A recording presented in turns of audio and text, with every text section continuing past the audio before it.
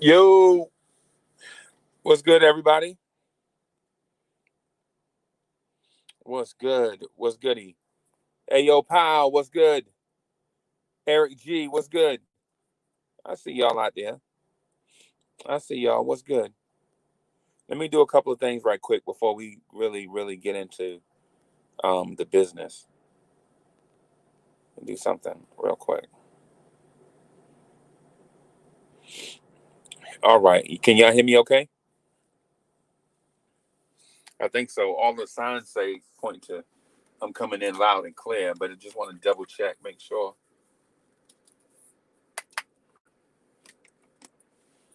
So we got a couple of days off. That's good. We need the break, mentally and physically. You know, in terms of how the Knicks go. Yeah, man. Yeah, man. Hey, come on, Eric G. I put the link in the chat already. Yeah, man. Come on.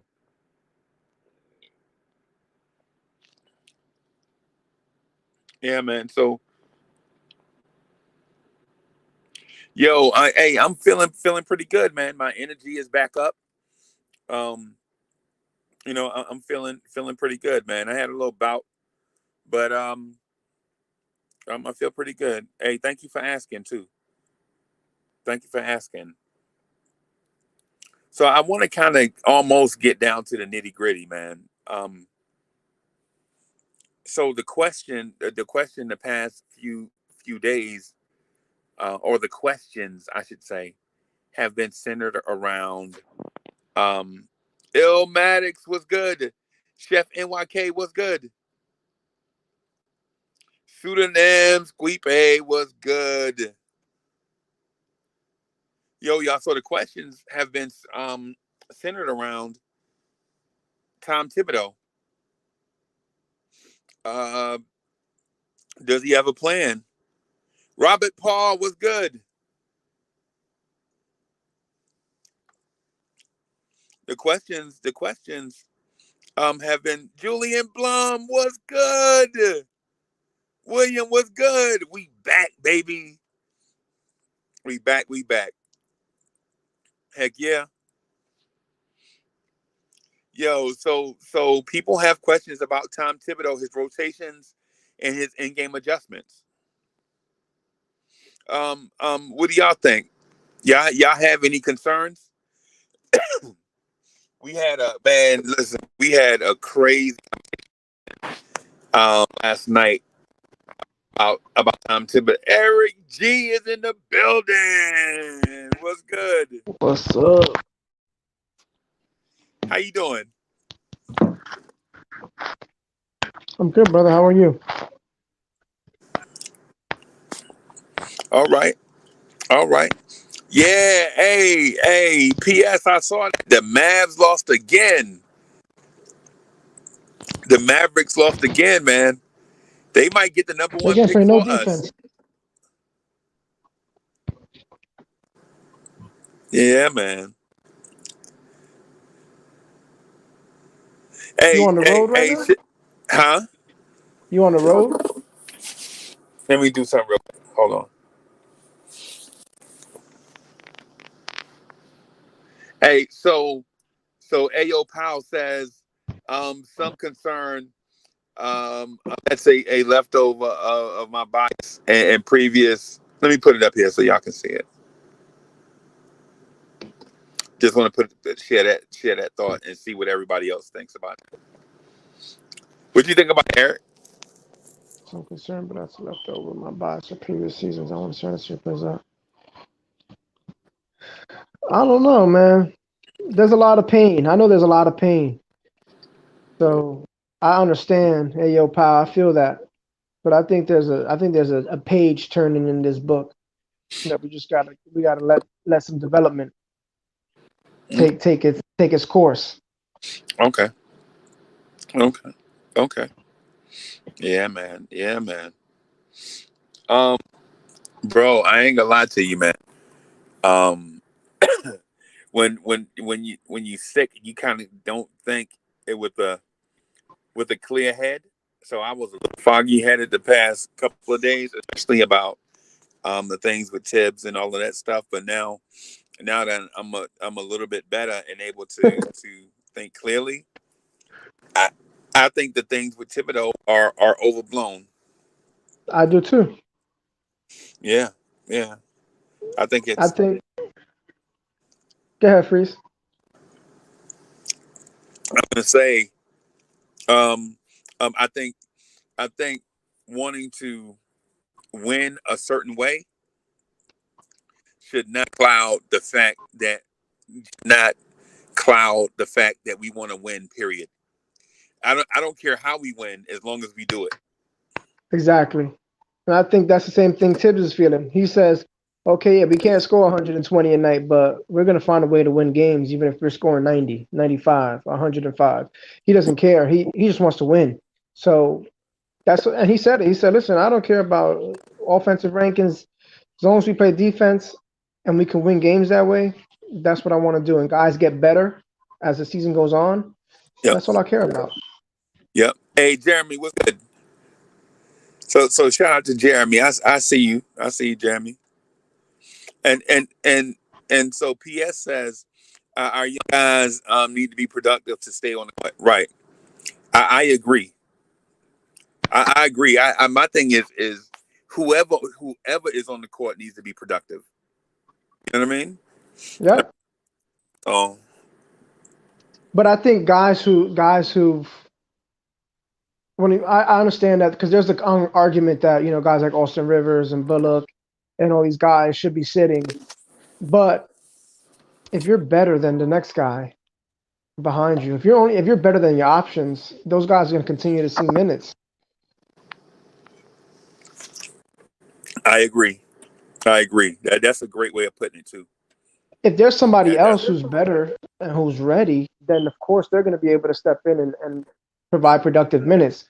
But there's not that option. So Tibbs got to keep rolling with these guys and give them heavy minutes because there's nobody else. Yep. Yep. Because I don't want to discriminate. I don't want to do that. I don't want to discriminate, man. I don't want to start saying, hey, this guy was drafted by us, so he should get more minutes versus this guy who comes out, plays his hardest, but he played for like 3 different teams. But since wasn't drafted by us, he shouldn't play. I don't want to get into I don't agree with that. Yeah. You know, I believe when you put the jersey on, you're a member of the team. You know what I'm saying? And everybody has a role, even those guys who are on the bench right now. I mean, like I said, it's 22, 23, 24 games into the season. Knox is going to play again. He's going to get his shot. There's guys that are going to lose opportunities, and there's guys like Frank and Knox who are going to be able to come back into the rotation, or at least get an opportunity to show that they deserve to be in the rotation. It's just not right now. Right. And that's okay. And it's okay, man. I mean, everybody you draft is not going to be a star. I mean, that's the way I look at it. If every team drafted a star every time they picked, the league would be overflowing with stars. You know what I mean? I agree. It would be. I mean, it just doesn't happen that way in every sport. You get number 1 picks who don't become anything. You get 3rd round, 2nd round picks, undrafted players who become Hall of Famers. It's just how it is. It's just the sport. Right. Yeah, and so you just got to play the guys every night. So let me do this real quick. Just got to do this every night to make sure we stay consistent.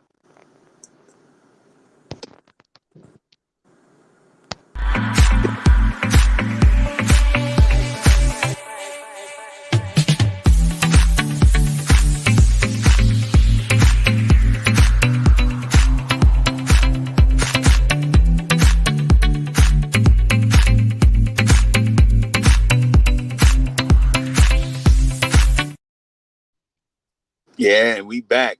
The intro is dope, man. Yeah, fire. Our future gaming, what's good? Buds, what's good? What's happening?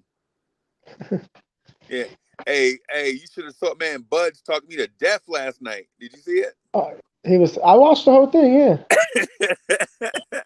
I watched the But whole thing. Butts had some good points though. I agree with a lot of things that he was saying, man. yeah, I'm not saying that he wasn't good. I'm just saying he had a lot to say. I love it. Well, he started saying, "Oh, come on, I got this one thing to say," and Yeah, then he wrote it out. That's how it happens on Blowing Your Tears, man. That's how we do it Knicks at night. yeah, man. Yeah, man. Hey, so Simmer Singh was good. Hey, Simmer Singh, what's happening? What's happening? Hey, Big Sports was good. Buzz is like it was three of us. Yeah, I saw it. I saw what he put. That yeah, that made me laugh just now. And I was trying not to be a chatterbox, cause Kev W was in his bag about something, and I was like, yo, I want to hear you, you know what I'm saying, do your thing, man, but I you know what I'm saying, after a while, if you keep talking about Kevin Knox, I'm like, yo, Yeah, we I gotta just put don't a nip. We I gotta just nip that. yeah, I don't want to hear Kevin Knox every night. I don't want it to be the Knox at Night podcast. You know what I'm saying? Yeah, it's pretty close though. Yeah. Because we used to get the Frank talk in the mornings, Oh, like it used to Frank, be the Frank morning drive. Yeah, Frank in man. the morning and Knox at night. And Knox at night, right? I mean, it was crazy. It was crazy, man. Is Kev Yeah. joining us tonight? Um. Usually, yes. I hadn't heard otherwise. I hadn't heard. I Word. hadn't heard otherwise. How about Hey, Chuck? I'm not for sure. I'm not for sure, man. Probably usually, I think they probably come on. I think they probably moving a little, maybe on a little bit later. Oh yeah, no, that's all But right. yeah, we'll do our thing until they come in.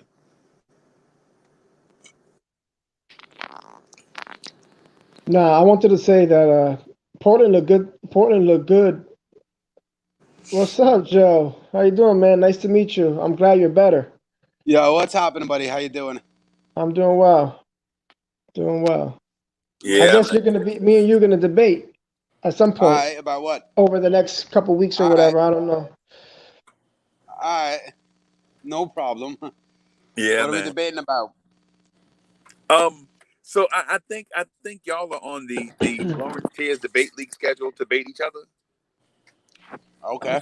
Yeah. So but I forgot, or I didn't realize that we have a game Saturday night or Saturday afternoon. Yeah, game You know Saturday what I'm afternoon. saying? Yeah. So um, I wanted to get with you guys. What's up, Rob? What's up, Bud? What's up? What's What's up? up, guys? What's up, Man, buds? What's up, What's up, fellas? Rob? How you doing? I'm good. I'm good. What's up, Joe? So what's up, E? What up? What up, Rob? Breeze. what's Hang, good? hanging Hey, in Rob. there. Rob, I wanted to tell you something, man. Listen. So I go back and listen to the shows, bro. You be dropping some gems on Yeah, he like do be like dropping later some stuff. later on in the show. Like once we get to like 3 o'clock, you be dropping gems on them, boy. And I be like, dang, man. I'm like, why he didn't say that when Stephen Fox was here? Is what I be thinking. You know what I'm saying? Like he hold them to, but maybe, but then you can't criticize because then I'm like, well, maybe that's his style. Maybe his style is like, you know what I'm saying? He get in his bag when it be less people in the video chat. You know what I'm You saying? know, it comes a lot to do is like what's said at the time. Oh, okay. It just feed off the panel, whatever is being said. Try to put a little straightener to it, a little different insight. Yeah, man. That's all it be. It Yeah, don't man. be nothing else. If it come earlier, I do it earlier, but it seems to just come a little late, so we rock with it. Yeah. Yeah. Well. Hey. So Joe, are you busy tomorrow night? No, not that I'm Tomorrow. quarantining, so I have all the time in the world. Hey, so I wanted to do get with you and do another episode of the Knicks Fix on the Knicks morning on the Knicks at Night podcast. Yeah, that's fine. Would I would can do that. would you just maybe like a couple hours, not too long, Yeah, but just maybe like a couple of hours where we just throw scenarios out there and we get your insight, and then maybe we can roll some guys into like Pulling, baby girl, boy. some role play or something like that. Like get some people to jump in and be the role. Like maybe I'll be James Dolan and you be Leon Rose again or something like that. Yeah, definitely. That was fun. I liked that. That was a good episode. We had a bit of fun trying to do that. Yeah, And it's not as easy when you're trying to be these trades, but nothing always fits. Yeah, and so what I'm gonna do is the next time we do it, I'm gonna have Sport Track pulled up and the ESPN trade machine. That way, when we go through, I'm gonna try to have them pulled up, man. But and then what we'll do, it'll make it doper for us to do, because we can actually see if the things will work in real time. That way, we won't have to put all the stuff down on paper. Yeah. Okay, yeah, definitely. That'd be fun. Hey, instead of ESPN trade machine, use NBA trade. Yeah. The NBA trade? Okay. Yeah, that's a better system. ESPN, as long as you could literally trade Zach LaVine for Knox and Frank straight up on that, because stuff like that, because once the money matches, the cap space. Yep. Yeah. So there's like a lot of unrealistic ones. Like you could easily like say a second round pick for Zach LaVine and it'd go through because the money works or something like that. Oh, okay. Yeah. So all them trades with money works, it automatically goes through. The other one, I think is it tradenba.com? I think that one's a lot better. Okay. Yeah. And you can use draft picks and stuff like that on Trade NBA, which you can't use on ESPN. I gotta dip out for something. I gotta show somebody how to do something real quick, but I'm gonna come right back. Okay. All right. Hey. So before I do that, man, I need for one person to be a moderator. Can one of y'all moderate? Just make sure everybody don't start talking all over each other and all that stuff. Go ahead, Rob. Yeah. I'll do it till you get back. Okay. All right. All right, Rob at night. Yeah, I guess that's what it is. There ain't enough people to get in trouble. No. Right? It's just not the certain people that like to get trouble going yet. They're not here yet.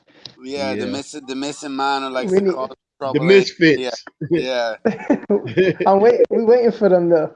He'll pop up. Once you mention his name, he just pops up. He's probably listening already. Yeah, let's see. Let's look in the chat.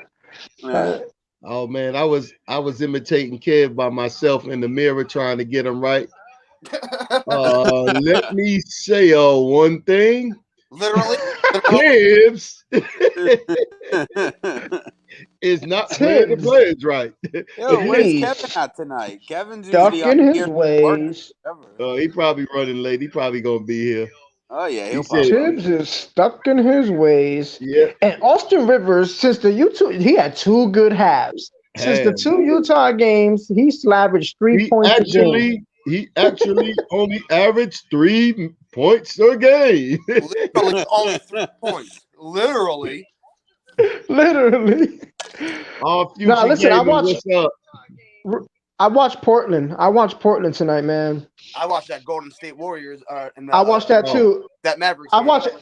I literally I try to get through every game. Watch a little bit of every game. I got the Lakers game right now. I switched through them too.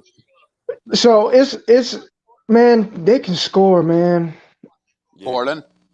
Yeah, Portland can really score. And they were without Lillard and without. They have their nights. They don't even have McCollum. I know, but they have their nights. It seems like one night you'll think that they're gonna be something to represent the West, and then other nights they look trash. I hope the trash night's tomorrow. Yeah. Huh? I hope tomorrow's the night they look like trash. Yeah. Oh, Saturday. Yeah, Saturday afternoon. Yeah, we got the Saturday afternoon. Yeah. See, that's the thing with Portland is sometimes Dame time takes over. When sometimes he's not making shots, it's just easy turnovers or easy possession swaps. But then you have some nights he can drop 50. Absolutely. There's a lot of times where he brings the ball up and shoots it. And if you don't make it, I mean, he only took off 5 seconds off the clock. Yeah. get back in transition and score an easy basket. That's what happens with them. Yeah. But you can't complain when he takes the Who shot. did they play tonight? They played the Sixers. The Sixers, fully healthy Sixers, and they Oh, beat I them. seen some. I watched In a little Philly. bit of that. How Yeah, I much did did they watch beat a them little by? bit of that. By like 20. Oh, Yeah. God, no. It was like 120 something to like 102 or something like It was that. 121 to 105, I think, or Okay. 125 to 105, something like that. Golden State smacked the Mavs with no big man. Hey, Listen, those back-to-backs is a real thing. Oh yeah. heck yeah. That's a real thing. Team A struggle, lot of teams on them back-to-backs because they playing like before you'll play a back-to-back, but you'll only be playing like 3 games that week.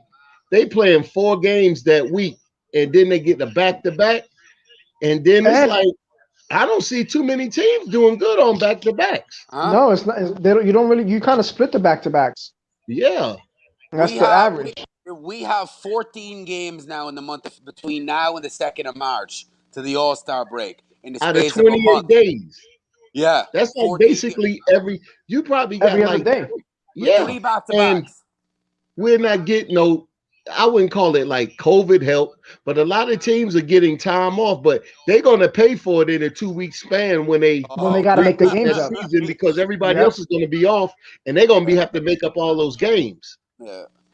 I'm surprised the Knicks, because you usually think of it right, the biggest city with this COVID thing is New York, but you heard nothing happening with Brooklyn and nothing happening with the Knicks. It's all in the small cities that this stuff is like. Hey, is that old dude's TV? Whose TV is that?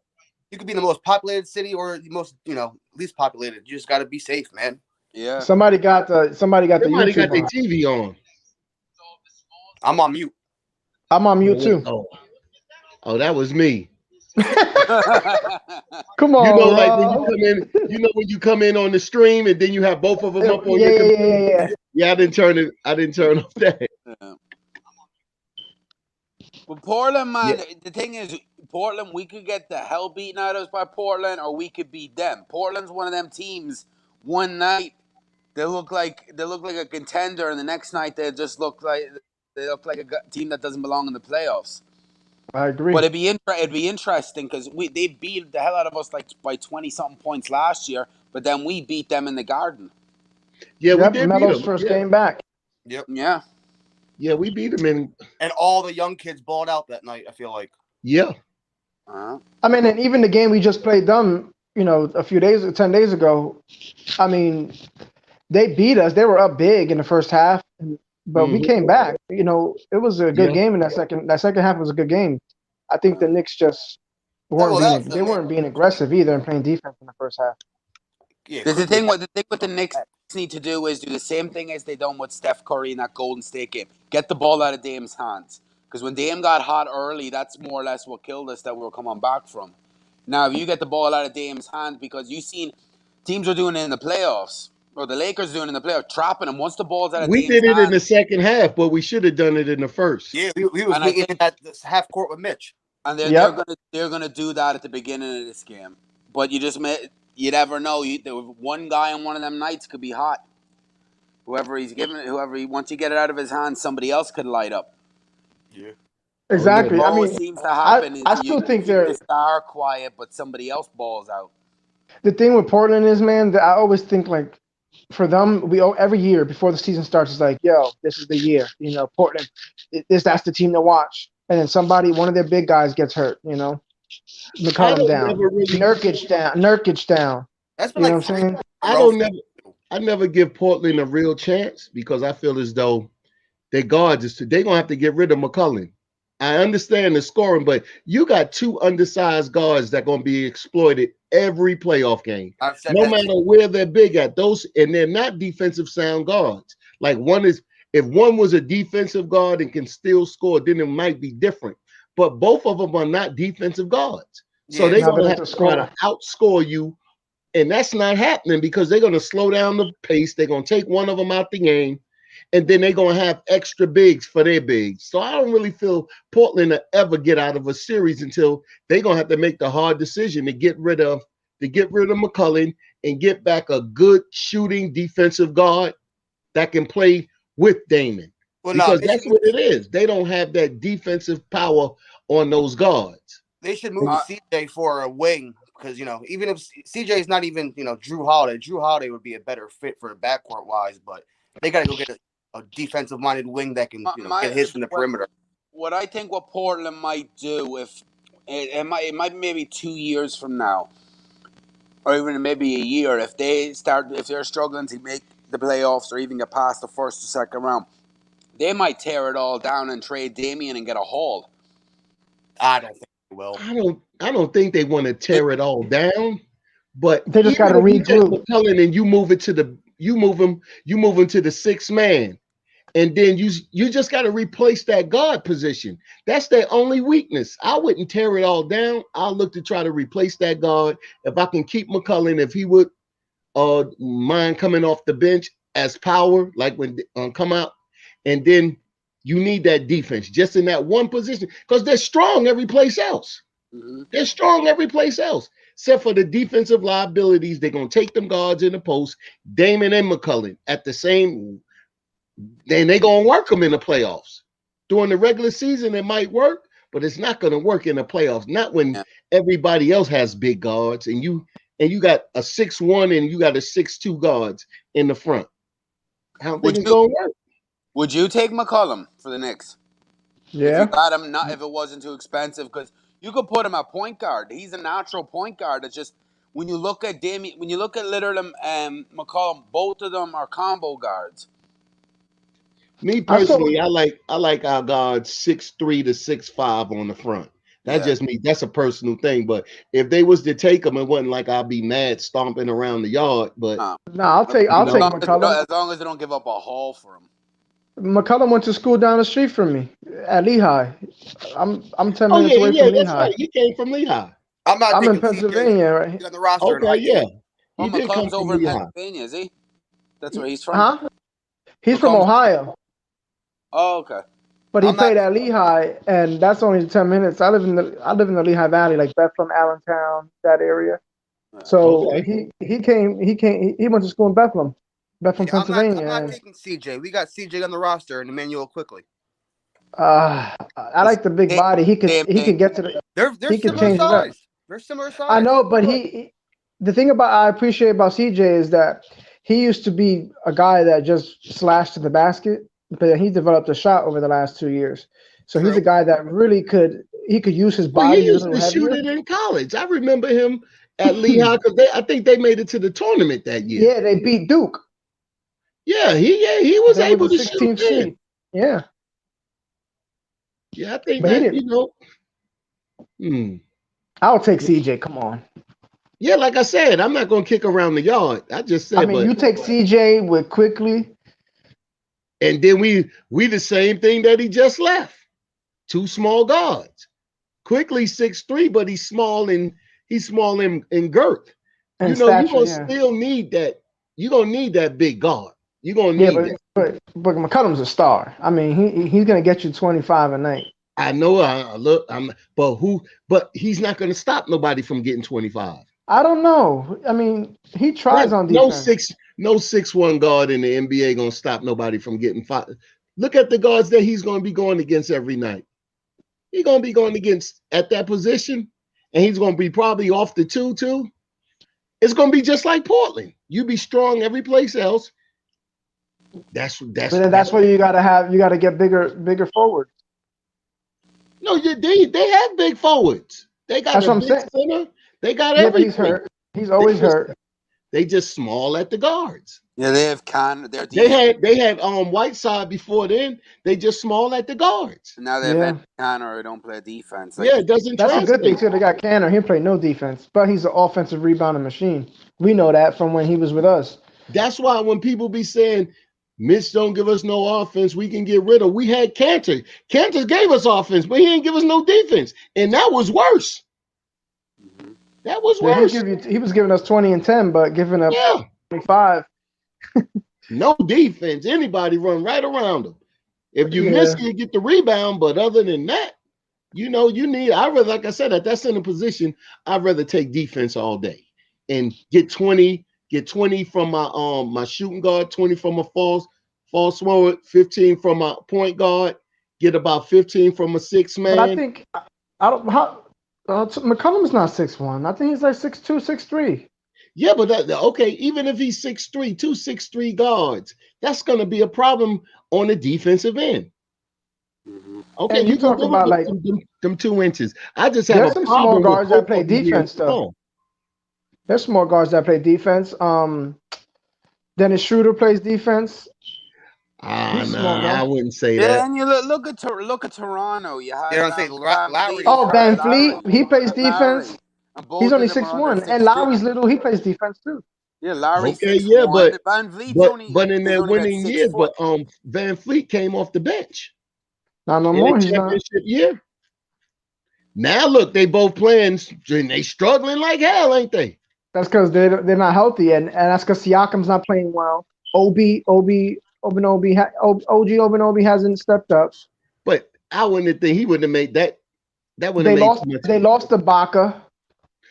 Okay, I'll give them that. Okay, to Baca, they lost their back line, but they counted on Siakam to be different, and then they still they drafted another big though. But look, like at the end of the day, with those 2 small guards, it's not producing wins, even though they got experience, still not producing no wins. I mean, they won championships with that team. I know, but that's when, like I said, Van Fleet was coming off the bench. It was Lowry and that Kawhi, and then you got Kawhi, but they didn't start 2 small guards. They had him. Who was the other guard they had that was starting? It wasn't Van Fleet.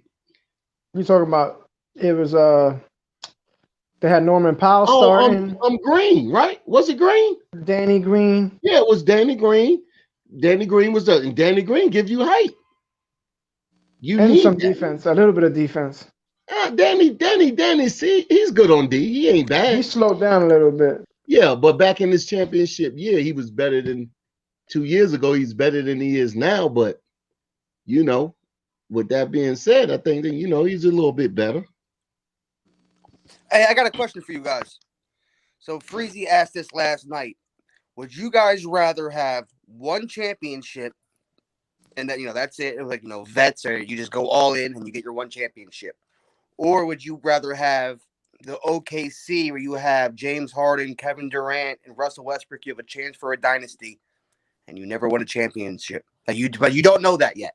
You know what I mean? You don't know you don't win a championship, but you have that potential for a dynasty. You're a good team. You just never reach that. Or would you just rather have that one title? I'll take the title every time. That's what I said too.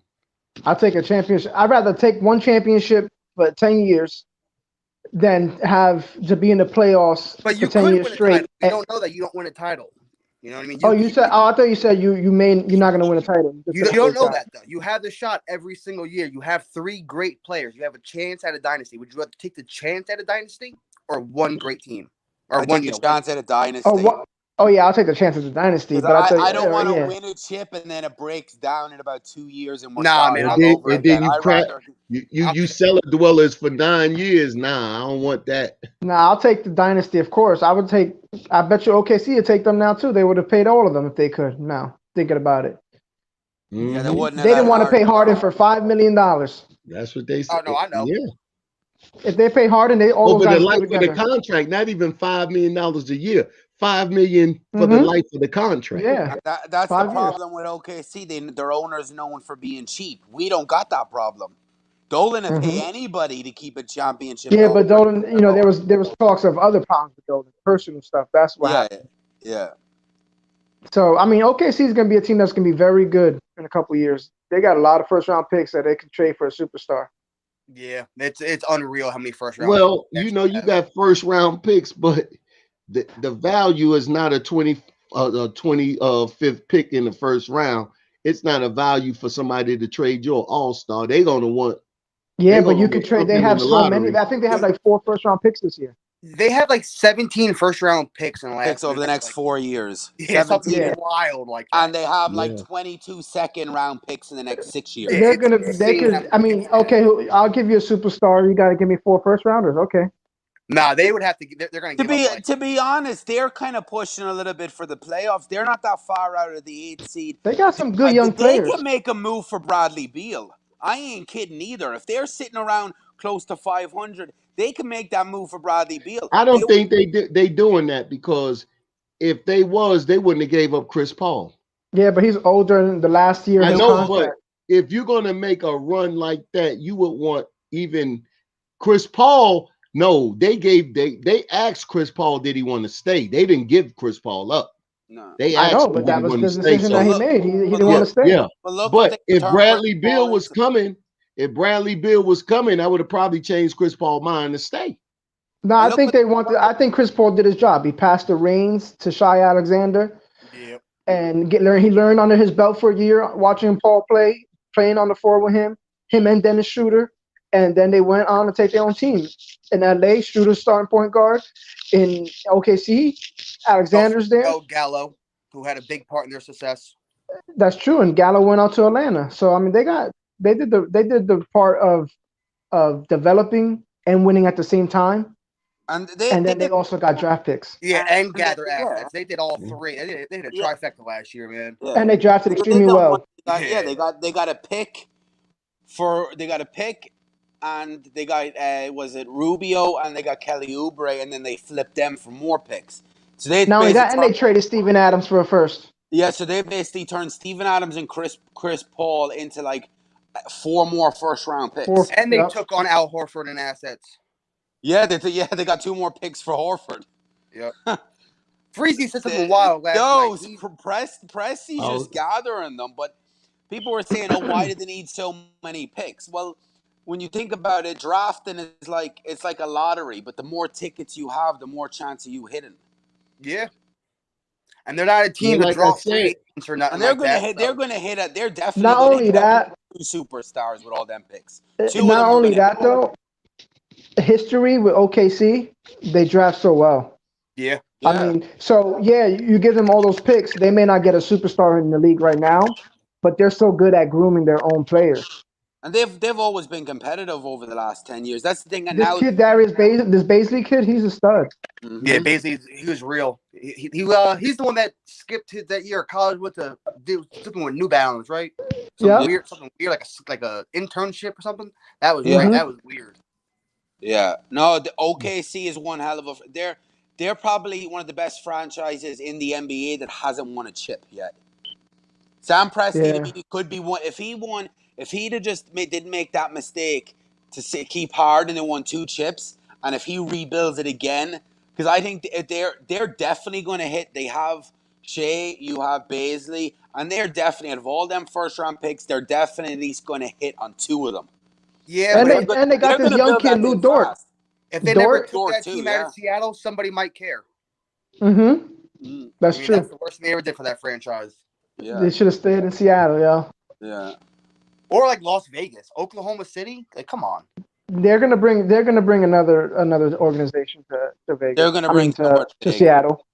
They're gonna add both of them probably. Vegas, 32 teams like the NFL. Like, I'd be surprised. For a long time, Vegas never had a franchise for nothing, and now they have the Raiders. And the Raiders are coming up. They got hockey too. Oh yeah, they got a hockey team too. Yeah, a good hockey team at that, which is random for like a new franchise to be good right off the rip. That's weird. Yeah, like the Texans still suck. They can't get it right. What a disaster of a franchise! You get a franchise and you make the playoffs, then you trade. They all said of the the Thunder is nothing more than a farm system for the rest of the league. Well, yeah, they had Eric, they had Andre Johnson. You know, they've had good positional talents before, and they wasted their careers too. Like Andre Johnson could have been a great receiver in the league, like a household name, but you didn't know his name unless you were really into football. No, the Houston Tech. What is up with the city of Houston? Like a disaster. You had the Rockets this year. Everyone wanted out. Now you have the Texans. Yeah, now they got a J.J. Watt and Deshaun Watson. Not only that, the Astros cheating scandal. Oh yeah. I mean, they had a tough 3 years. I forgot about that. Yeah. Yeah. But listen, I think falling apart. Back to our Knickerbockers. I think we're a couple years away still, but I think we're gonna see some special stuff in the next couple years where they start getting real competitive. How would you we got a build this deadline, thing? right? Would you gather the assets and try and make a big move for a guy, or would you break this thing, just build this thing through the draft, I We don't think have to or rush a into little that. bit of both? We don't have to rush into anything, but we do have the Mhm. deadline. The deadline Exactly. is 2023 when RJ Barrett gets his next contract. we have to Yeah. have something in play. We have to have something already. Yeah, to Playoff be team. able You have to be a use those playoff team. bird right loopholes and be able to go into the luxury tax and have two superstars on a roster where you sign your own guys to max contracts along with it. We have to have them here by 2023 before we're starting to get out second contracts to anybody on this roster. Because if we Buzz, lose, then RJ might walk. That's what my I'll fear say is. this, Buzz. I'll say this right now. If the Knicks make the playoffs this year, they're ahead of schedule. Oh, Yeah. for sure. Oh yeah, they're ahead of So schedule. Even if they if they don't trade, if they don't make a big trade this year, where they're getting a star, and they make the playoffs with the roster they have right now, they're ahead of schedule. But it sucks. There's no free agents this year. The only thing that's possible is Kawhi Leonard maybe leaving Clippers, and I don't really see that ever happening. But that's the only person that could possibly. But to me, the thing is, look at the Clippers. If they don't get past the Lakers this year, he might be looking at the Clippers like they have no draft picks, they have no cap space, and he's stuck with Paul George, who's declining for 4 years. Even though but why would he not? If he doesn't get by the Lakers, it would be not his by the fault. Lakers anywhere. No, I don't think they got him. I think that's why they got him to get by the Lakers. So he would be bailing. He would be bailing on himself. Yeah, because that's what they got him there for. I think if he loses to the Lakers, he would go back. If they lose in the second round and don't even get to see the Lakers again, then I can see him bouncing. You know what I mean? Like if you lose to a team, then you're like, all right, we can run that back and let's try it one more time. But if you don't even get to see them again, there's a real problem. He might bet on himself and try and sign another 1-year deal because Kawhi's been doing it like LeBron, signing like 3-year deals. Well, he could just opt into his contract. He's a team option. Yeah, he's going to opt out. He said it at the beginning of the season. He's like, look, if I play as well as I expect to play, I'm going to opt out. Well, the thing with Kawhi is he went to LA because he's from LA. He wanted to be home. He's not going to leave to go cross country and come back. Well, his uncle's in Jersey though. Yeah, he loves New York, but I don't know that he's going to leave. I'm just saying, if there's any team him loving New I can York, see it being us, but I still don't see him leaving LA. But there's a team that he could leave for New York is a good shot. But I would like that. I would like to see Kawhi and the Knicks against Durant and those boys in Brooklyn. The only way he'd do that is if you line up. If Beal is still available, do the same thing as the Clippers done with Paul George. Look, you come, we'll make the move for Beal, and we'll give whatever it is to get him. That's what you would have to do because the cap space will have to work. So you have to get the free agent first and then trade for Beal. Yep. Yeah. And that's the thing, is as long as you're keeping Randle, RJ, and Quickly, everybody else and all the picks in the world are up for grabs. They can all go. We can get number one overall pick, and he can go, yo. Like, you keep Randle, Quickly, and RJ with Beal and Kawhi. Oh, man. And you can put anybody at center. That's the only way it'll work. Kawhi won't come on his own, especially just with RJ. I would actually cry. Because then you don't care about the picks, because then for 4 or 5 years, you're in a championship window. The picks aren't going to be anything. Yeah, the picks listen, we're talking. You're getting me excited. It's not gonna happen. Yeah. I know. I was just saying it's the only way you're going to get Kawhi here is if Beal is still not traded, then you're going to have to, unless somebody else pops up that wants to trade. Man, I remember. I actually believed that Kevin Durant was going to be a Knick. I did too. I wholeheartedly believe it, man. I thought there was no chance that he wasn't going to be a Knick. I don't think so. I didn't think it was a chance that he was going to be one. Really? I swore. I didn't believe that. Out of their butt. Media's no, it wasn't that what he was saying because he never said it. The New York media spoke for him. What he said was he was coming to New York. He told people to New York. He didn't lie. He didn't. No, he told people that. He told people I'm going to New York. It never but he didn't say. He didn't say Knicks. What I'm saying. Yeah, it never came. It never came out of his mouth on the national broadcast that he was coming. It was always somebody saying, which is hype to me. Mm-hmm. We are Knicks fans. We are delusionals. I believed it. Okay. Yeah, I believed it. I'm not gonna lie. Yeah. Yeah, I've been around this But you know franchise what? long enough to know that. But I you And know haven't. what? I'm okay. I'm okay. not to come in that situation. Not to come in that But situation. to me, he would have come if they kept Porzingis. I would have picked Brooklyn myself Oh if I yeah, was for him. sure. I I don't wouldn't blame have you. picked the Knicks. I would've haven't picked the watched Knicks. ESPN since. Like those Since what? daytime Oh, since ESPN talk shows, I haven't watched them since, yo. that's funny. Because they all lied to me. They all swore to you that Yeah, we're Stephen all, A. it's 99% happening. Man, never again. He told Stephen A. Smith he was going to New York, and he didn't lie. Mhm. He went to New York, just the other Man, side of No, the you know bridge. he what? definitely didn't lie to anybody. Stephen A. Smith so full of it because his unconfirmed sources 90% of the time is him Yeah. saying what he think. That's his Man, unconfirmed source. Stephen A's a brand. I give Stephen A so much credit. He's a great entertainer. He's a brand. That's all he That's is what he an does. He entertainer. does the entertainment, and that's what he wants to do. That's why he's a Yeah. multi-millionaire. 'Cause he's been bullshitting the whole time. He's That's a what he does. self-made millionaire. He did it all by Yeah, himself. you know what? He He worked had hard. the whole city of New York with the Zion, Katie, It wasn't him Kyrie only, thing, you know. and Everybody was doing. we ended up with Bobby Portis, Wade Ellington. Randle was our big free agent, even though it's turning out good now. But at the I time, just it couldn't was like, understand how they was blaming Dolan for it. And he didn't say a word. no, you Nah, blame he did. He it was- came on the Michael K show and said we're gonna get a superstar player Yeah, this year. damn sure did. Because that's what He I said told they all came. guys but They want to told come. us they they're told coming. him that. That's what his GM, the president GM, Yeah, told they them that we'll told get him this. that. Yeah, that's why Well- Mills don't got a job no more. But the thing is, Dolan wouldn't offer a contract because he said he wanted to see the medicals. You know what? I don't believe that either. Yeah, I don't No. believe that either. I don't believe that. Dolan's have given out That's money how you save to other face. players that. But that's why he wanted to see it, because he's sick of wasting money on injured players. I Nah, think I don't believe that. I think he said that to save face. Yeah, he said Katie. There was no offer. There was no conversation. Katie was never coming. He never once talked to that nobody. injury happened, He he was never talked to nobody in the organization. I even That's know. what I think, Buzz. I think once he tore his Achilles, he had to go somewhere where he wasn't going to be the only guy. Yo, I got up. My stomach turned upside down when I watched him tear. Oh, when he tore his I Achilles in know. Game 6, I was like, oh no. Yep. Yeah. Like you watch that thing snap like a dry rubber band. That was wild. I knew it. Yeah. Yep. So did I. Oh, that's an Achilles. I was like, But it's he's done. playing It's so done. much. I gotta take that. I said he would never be the same again. Kevin Durant's balling. And He's better. yeah, it hurts, man. He took a year off. He probably could have came back in the bubble. He was ready. He was fit. Like his Achilles was healed. But he did the right thing. And they're going to be okay. But they just got to play defense. Like it's bad to say it, but I think the COVID thing and everything, the delays of the season helped his career because it gave him probably the longest rehab any player's ever had. For sure. He had what, like 17 months off before he come back. Damn near, yeah. Yeah. And not only that, with his kind of play, he could play for a while. Yeah, he doesn't. You know, he doesn't like physically beat you up.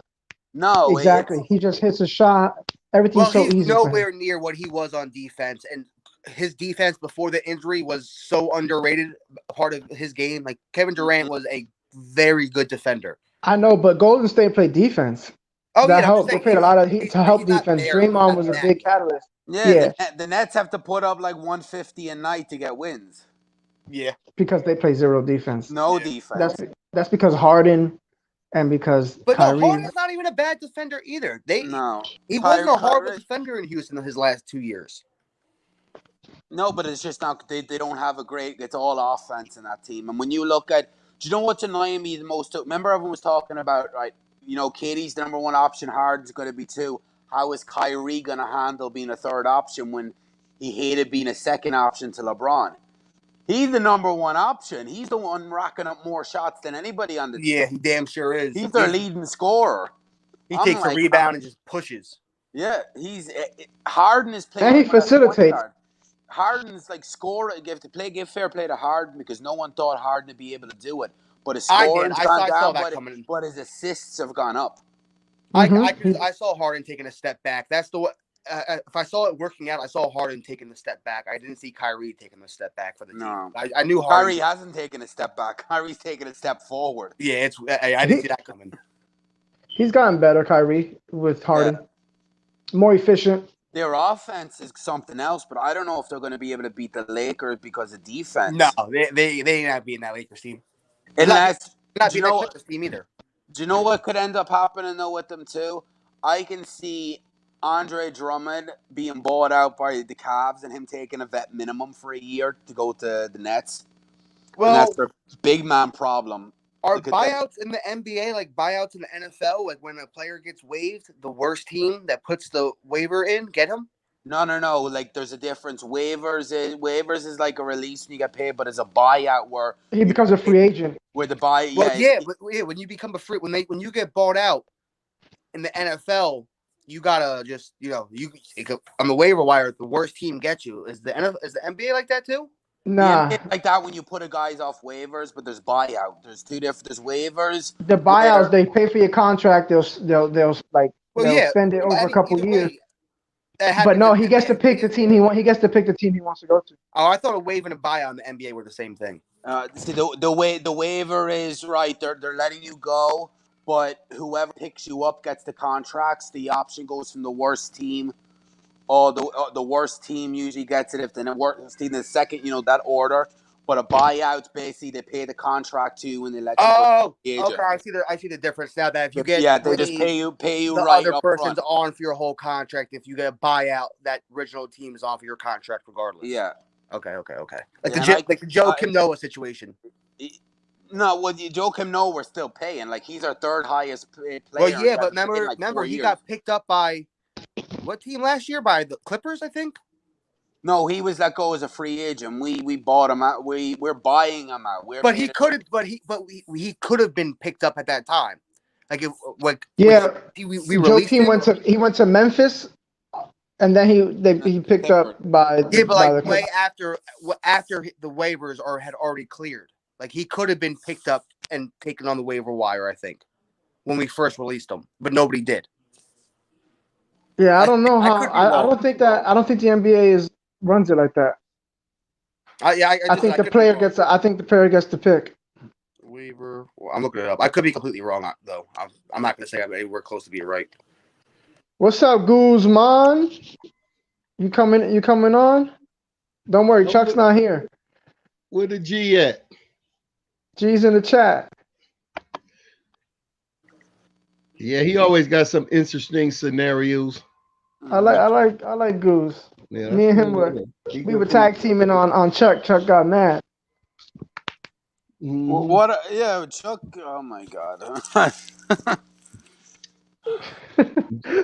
Chuck is something special. He's a Nets fan. He ain't no Knicks fan. He trashed the Knicks the whole time, and he's supposed to be a Knicks fan.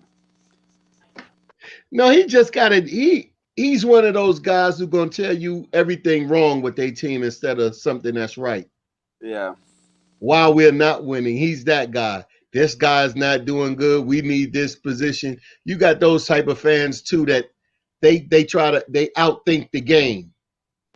It's all about the only way he'd be happy is when they win a chip. You got some fans that rather be right, like about a player that they said is bad. They'd rather be right about the player rather than the player succeeding, so they can say, "I told you so." Yeah. See, I told you he wasn't there. You got some fans that actually like that. They just like to look at the team for when it's not doing, and then in retrospect, they'll tell you about it when the team was good, like 15 years ago. So you got those type of fans. They be like that. It's a lot of them out there. What I just said about the waiver thing was right. There is a 48-hour time period when the waiver request was made. In that time, other professional teams will attempt to claim the waiver. If multiple NBA teams put a claim on that waiver, the team with the lowest winning percentage at that moment will be given the player, and the contract will be reflected in their salary cap. Yeah. And then a buyout. So I think with Noah, we didn't do that. We did like a that with Joe Kim. We did a stretch wave. Not a buyout. That was after when his contract was already on the books, though. We pretty much cut him and paid him. Yeah, that's what we did. We took he's still on the books. Yeah, so, he's still making $6 million. Yeah, but he's not getting nothing. He's not getting nothing that hurts the hurts for the Knicks. No, it's like $6 million or something like that. $5 a year. They like $6 million. $6 million. Hey, 6.5. Yeah, he's our third highest paid player on the roster. I think this is his last year. No, next year is the last year. Next year? Yeah. Okay. Yeah, I mean, I wouldn't even. I'm not doing. He retired already. He's still getting paid. Yeah. Well, we actually just put in a request in the NBA office to get his money off our books, and with the COVID thing, it's a possibility they'll allow it. Well, good What for to him. get Whatever. it on? But they. I gotta get that $6 million next year when I'm not doing nothing. Yeah, Yeah, but it's not. Look, they got 18 million in salary cap. Getting it off the books. What the salary cap this year per team was what 92 million? No, 112. No, they did the COVID thing. The base floor. The base Yeah, floor. they lowered it for COVID. Well, no, the salary cap's still 112 million, the same as last year. We just got to reach the base floor. The base floor is like 95 or whatever. No, I think they lowered it for the. They kept it the same as last year. No. What they did was, since the number of games dropped from 82 to 72, they just prorated salary it. cap dropped too. They prorated, but it's still So that's what I'm saying. I think it's 92 million for this season. No, that's the NBA cap floor. Every team has to spend at least that. Yeah, you have to spend at least that. The cap is still 112 mil. They kept it the same as last year because of the teams that were already over. It would give an unfair balance to the teams that were under the cap to the teams that were already 112 all the way up to like 150 million. Some teams have a salary cap of in the luxury tax. And if they don't reach the floor, they have to spread it out between the players on the roster. Yeah. So to me, they're going to spend it. They're going to try and take on a bad contract and get another. We were talking about this last night, and they might give it to the players. Al Horford, he said, they would give us 2 draft picks to take on Al Horford, and then we could later flip Al Horford. I told him he was crazy that they're not giving up 2 draft picks to take on Al Horford when that's what they just got to take him. If they got 17 of them, like you said. Yeah, but they took on Al Horford's contract for two draft picks. For 2 picks. Why are they gonna just mute out their even after trade? Like, what's the point of that for them? Unless they know a big move's they're trying. Yeah, unless they need the money to open up. Yeah, unless they're trying to make sure that they get to the lottery pick, to the lottery. No, they will never willingly tank. Sam Presti's not willingly going to tank. They lose, and that benefits them. Them pulling a move like that is saying they're going to tank it. Yeah, but like they also are hoping for the best of their young. Like if their young players go out and overachieve, they're not going to be like, "Oh, that's not good." Like, you know what I mean? So. Sherman coming at you, Joe. He said this Irish dude is always talking about some damn ridiculous trade. My son did that crap when he was playing midget basketball. The team was asking about trades. Wait, what happened? I don't know. Sherwin M coming after Joe. Oh, that was Freezy's trade request. That wasn't me. Yeah, that was Freezy's idea. He came up with last night. Oh well, I guess they blaming Joe. Yeah, I don't like that Sherman dude. That Sherman dude's a bit retarded. He's always in the chat talking about some ridiculous stuff. Yeah, blow me, motherfucker. Oh Jesus! Guys, always coming at me, and I didn't even. Man, y'all bugging, man. Calm down, Joe. Yeah, dude coming at me in the chat for a trade something like him calling me out. Nah, Chuck was calling me out. See, guys like sitting and talking in the chat, but they won't come on video chat. Let's go. I said the same thing. Goose said he's not scared. Come on, Goose. Nah, he's not scared. No, I like Goose. Come on, Sherwin. Come on in. Oh well, so y'all think Denver gonna give us our lottery pick? Dallas, you mean? Yeah, Dallas. I'm sorry. Yeah, they keep losing. Now I can. I was kind of skeptical, but it could happen, you know. What if we ended up with the number 1 overall pick via Dallas? That would be something. How dumb would Dallas look now? They're stuck paying Porzingis. I think they owe him like $102 million over the next 3 years. And they give us Cade Cunningham for him? And Randle. And Emmanuel quickly.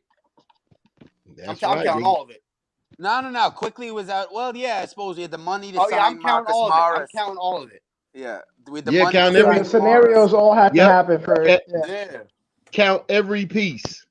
Yeah, with the Even money. though that's Hey, not Freezy. work, but I'm delusional. So Freezy. Oh, goods need the link. Yo.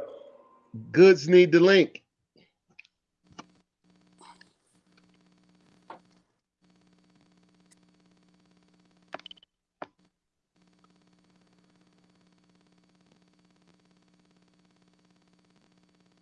So y'all watch that Mavs game tonight? How KP 7'3" and get Oh 5 yeah, boards. man. They just The just way murdered him. he playing is you have a 7-footer and that won't play in the post that stands out. I in don't the 3-point get- line.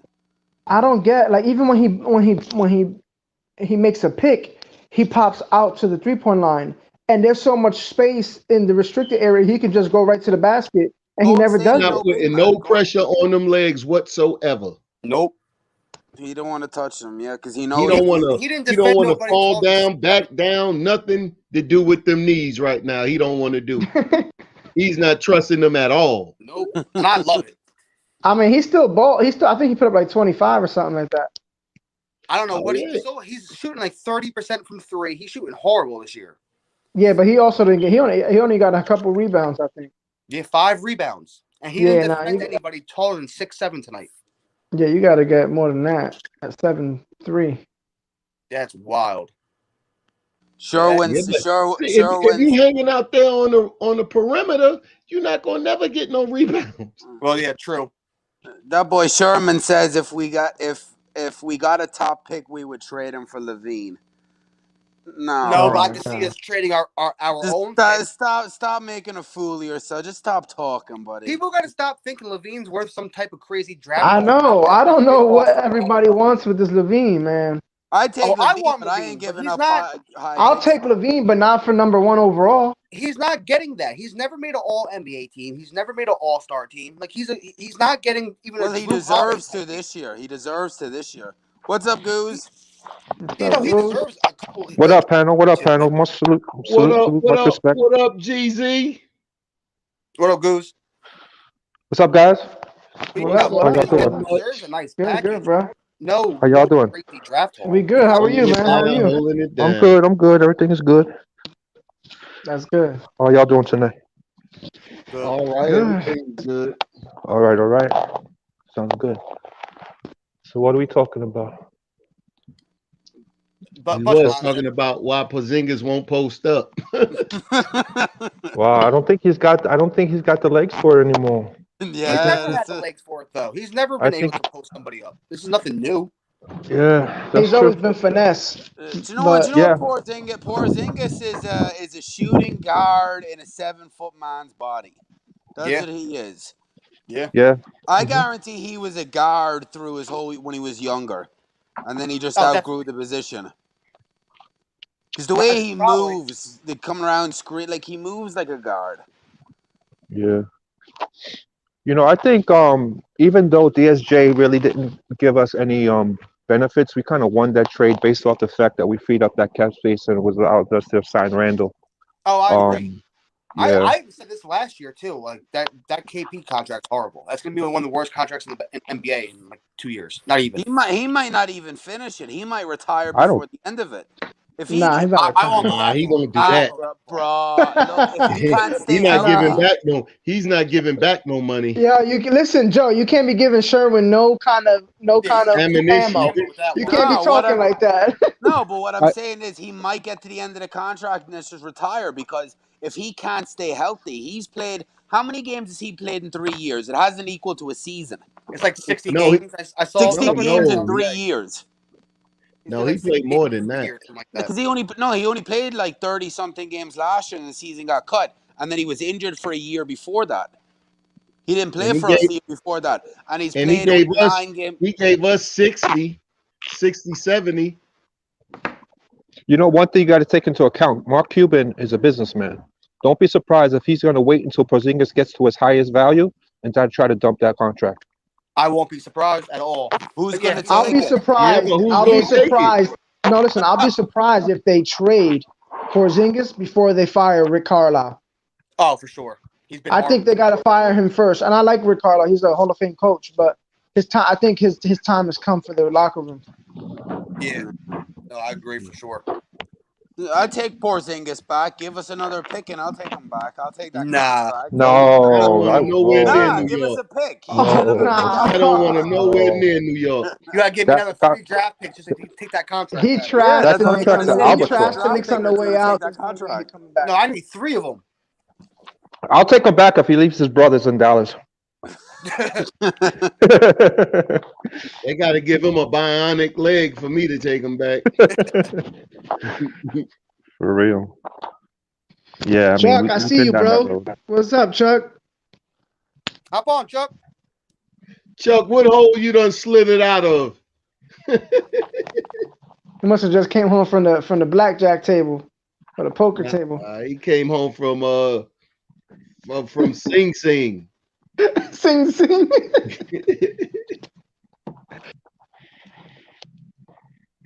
Nah, Chuck is cool. He's cool. Yeah, Chuck crazy.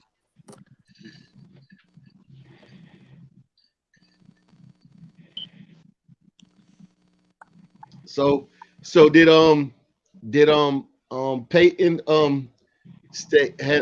had a state of execution? Did the governor call in for him?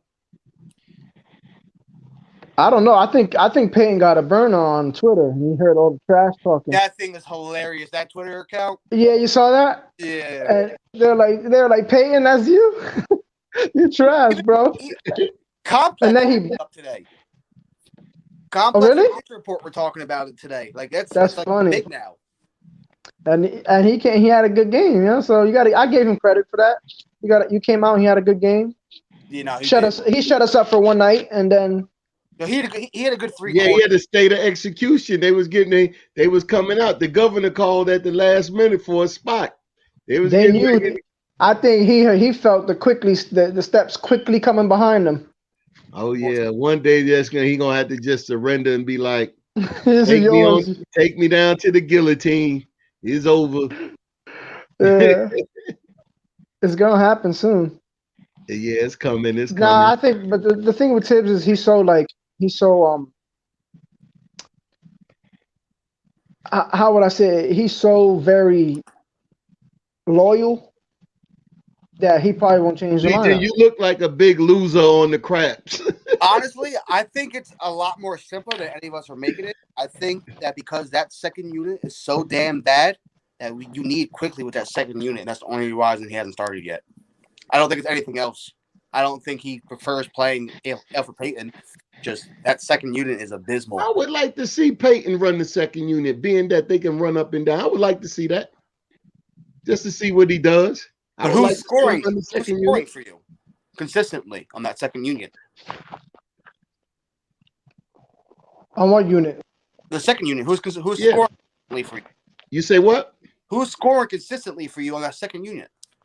That's the problem. That's the thing about it. That's what I would want to see. That's why quickly won't get out of the second unit. That's the only reason why. So I don't think it's anything. I don't think it's Thibs being hard-headed about his rotation. I just think that it's just that second unit is bad and he knows it. Yeah, he needs that offense. That's where he gets the offense from. Yep. You got strobe lights going on? Who, me? Yeah. Nah, it's my TV. Oh, all right. Yeah. You know, my take on Tibbs overall. If I was a rookie coming into the league, I would actually dread getting drafted by the Knicks. Tibbs has shown that he doesn't have much confidence in rookies until they, even if they ball out like Quickly has, he's hesitant to move any of his young vets off of the starting lineup. Even with Payton giving him sporadic play. You know, when Payton's good, he's good. When he's not, his flaws are highlighted. But it's still not good enough or bad enough for Tibbs to make that move. So my feeling is that Payton's pretty much entrenched. As long as he gives Tibbs the type of game he did in the second game in Chicago, once once in a while, it doesn't reinforce Tibbs thinking that Payton's his point guard for at least for the rest of the season. Tibbs he's reinforcing his reputation as not having faith in rookies and young players. I mean, I hear you, and I don't buy everything that comes out of an athlete's mouth when they say it on camera.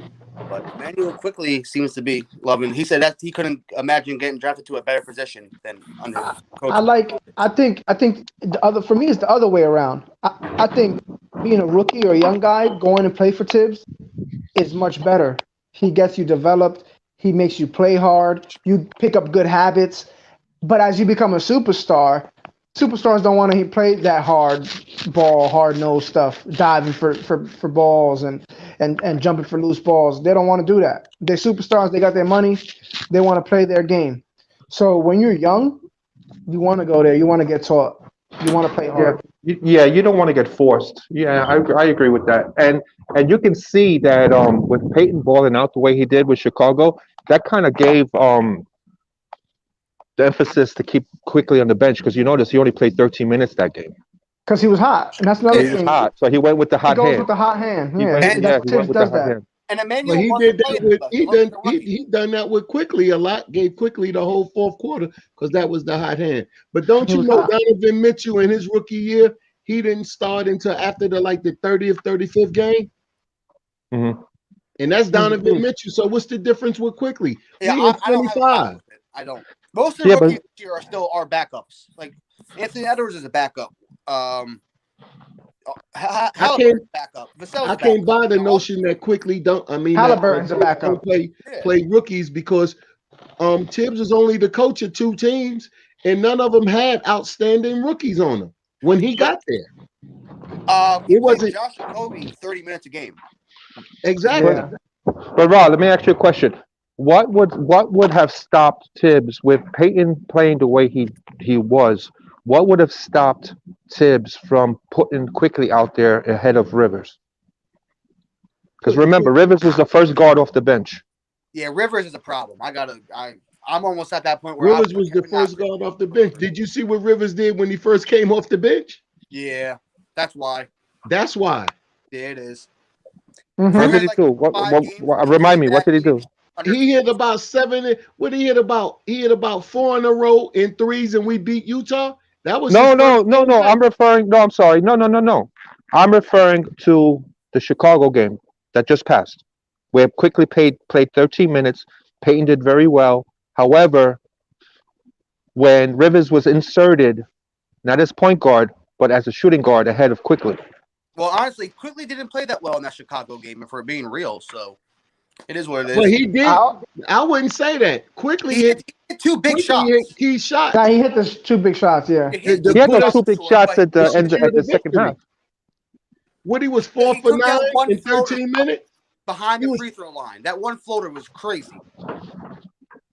The floater is his thing, so we're not going to judge him on every floater because we know that's his thing. Yeah, but from behind the free throw line, like he hit that good. On the free. Hey, look, the floater is his thing, and he hits him at a high clip. Hell yeah! So I'm not mad. I'm not mad at it. No, he's saying he liked it. It looked good. It's like somebody taking a bad jump shot. Oh yeah, I'm not mad. It didn't go in, so that one, I'm not gonna No, it did go in. Yeah, and at the end of the game, if you remember, at the end of the game, it was Quickly who Bulls were only down by 3, and it was Quickly, even though he missed one of the free throws, he gave us a little bit of a cushion at the free throw line. Yeah. And then he hit that corner 3 too. At the end of the game, even though there was only a few seconds left on the clock, he did hit that free throw, at least 1 out of 2, to give us a 1-point cushion. He did that real nice crossover pull-up 3 where he, I don't know who I think it was Kobe White he might have hit it on, but it was nice. It was clutch. Yeah, he hit the corner 3. Yeah, that's the big one. Yep. Yeah, I think the more minutes you give him, the better. A real quick fact check. Joe Madden said Mitchell started after 8 games his rookie year. I think Rob fell asleep. Yeah, he didn't hear that. He's trying to re-fact check it. Look. Oh no, he said that. Let me see, because I heard that from a friend. Yeah, look, he's trying to refact check it. No, really, I'm gonna look at it now because I heard that from a friend. I'm gonna just check out what he said. Yo, real quick, I live by Sands Casino. If y'all ever want to go out there, let me know, man. I run the roulette, blackjack, all that. I'm out in Charlotte right now. Well, outside Charlotte. No, I'm talking in the chat. They said, yeah, Mount Airy and Sands. I live by Mount Airy and Sands. I'm right in between the both of them. So, word. If anybody in the chat ever want to chuck, you ever want to roll out here, let me know, man. If you're out here.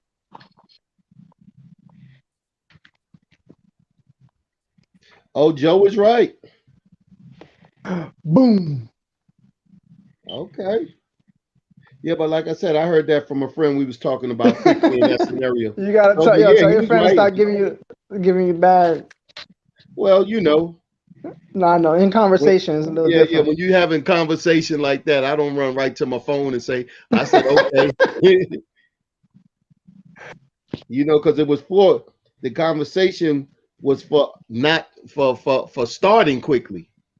So, and I was saying that I was fine with him not. So he said, look, even Donovan Mitchell, he didn't come right in, but you know, it wasn't a Tibbs conversation. I can't think of it. Who did he sit behind his first 8 games then?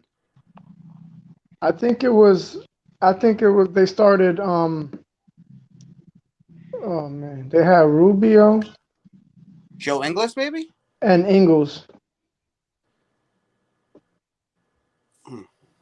I'm about to look it up. They might have had Rubio and Ingles. I don't know for sure. I mean, yeah, I'm about to look it up. That's 3 years ago, but I don't think it was Ingles. No, it was definitely Ingles. I don't know if it probably definitely wasn't Dante Exum.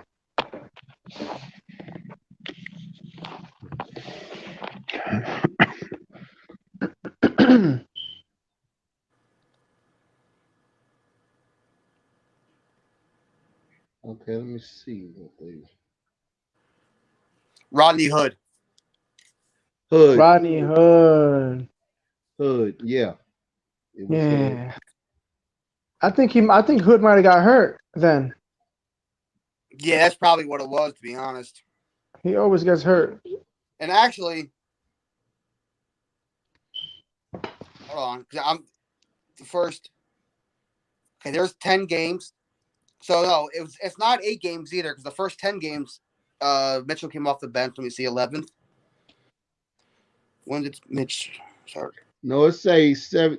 They say he played 79 games. SG games started 71. So that would be 8. Does that include playoffs? No, that's regular season.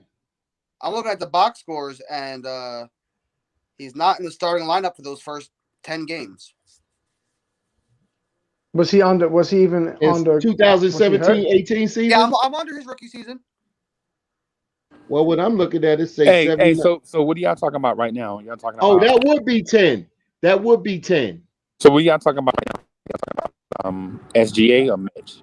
No, how many games did Donovan Mitchell start? Yeah, because they got him. Because we're talking about quickly. 2 games he didn't play. His first 2 games he didn't play. So that would make it a total of 10 games. Hey, so I got a question.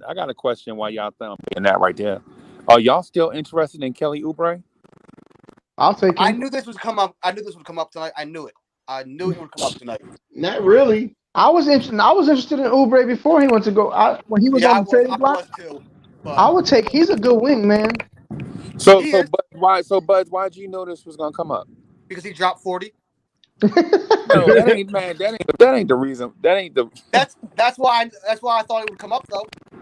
No, that ain't. Yo, Buds, wacko Knicks fanatic said Buds kills the show with his. No, the reason why I brought it up is because for the past couple of days we've been talking about Kevin Knox or Reggie Bullock. Anyone who knows him knows he's wild as hell. He don't know what he be talking about ever. So. Hey, Buds, you gotta you underestimate people. It's cute. They scary though. They won't hop on. So Send the link. yeah, send the link. They can come on. What are you talking about? Somebody just talking in the chat? Yeah. Yeah, I'm that's not looking at the chat. I could care less. that's It's what it's what's his name from the thread, the one that yeah, just random stuff. yeah, that's what the chat does, man. I mean, some of that stuff is tongue in cheek. Some of it people are trolling. Most of it, I'd say about 95% of it, man. People are just trying to poke fun. So, yeah, I They don't just want think. people to notice that they're commenting. They lonely. Yeah, I like to interact with them because they're part of it. yeah. Oh yeah, for sure. The chat be lit. Yeah, it's Yeah, lit. yeah. So And Freezy, Kelly especially, Oubre is a free agent, right? After the season, I believe am I right? He's a free agent after the season, isn't he? Yeah. Yep, Uh, I is believe it so. after this year? I know I'd last year look he to signed a sign deal him. with you. He signed a big deal with Phoenix last year. So I don't. Is he? It So, says here he's unrestricted after Okay. 2021. so, do y'all believe Kelly Oubre is? I didn't hear that. You broke You're up. breaking up a little bit, Freezy. Okay. Do y'all believe Kelly Oubre is a Tom Thibodeau type player? I don't know what Oubre is really. He's so hot and cold. I don't know what he is right now. To answer that question, I would have to know defensively where he stacks up. I don't know. I mean, he's good enough to be taught to play better defense. Physically, he's a specimen. He can do anything on the court. He just He has a defensive rating of 107.8. That's All his right. So, defensive rating. a question for y'all then. What does a Tom Thibodeau small forward look like? The ideal Tom Thibodeau small forward. Oh, that's hard to tell because Tom Thibodeau, like this is not my thought. I'm just regurgitating what you guys have been saying about his usage of small forwards. So I don't know. That's a good question for Tom Thibodeau to answer because I don't know what his ideal small forward is. Oubre fits it because he plays defense. He kind of he could do like Luol Deng impersonation under a Thib. Mm-hmm. I mean, that was the best forward that Tibbs ever had was Deng. He never was drafted or given a forward. Yeah. The 1 year they tried to get Melo, and Melo came to the Knicks. And Freezy pointed this out last night when he was in Minnesota. He moved Jimmy Butler back to shooting guard, and he moved Wiggins to small forward. So I don't know if that tells you anything, but Jimmy Butler had the ball in his hands more than Wiggins did. So. Mm-hmm.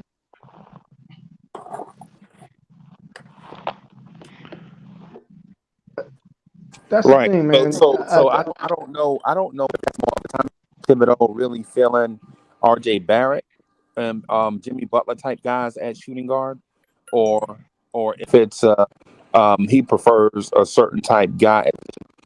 Clearly, he does not like Kevin Knox at the position. True. You know what? When I look at RJ, yeah, he's a lefty, and I look at Jimmy the first couple years, they're kind of a little similar, man. Right. Couldn't really hit the outside shot. And even now, Jimmy's still like he was reluctant to take that shot, but he'll take it now more freely than he did then.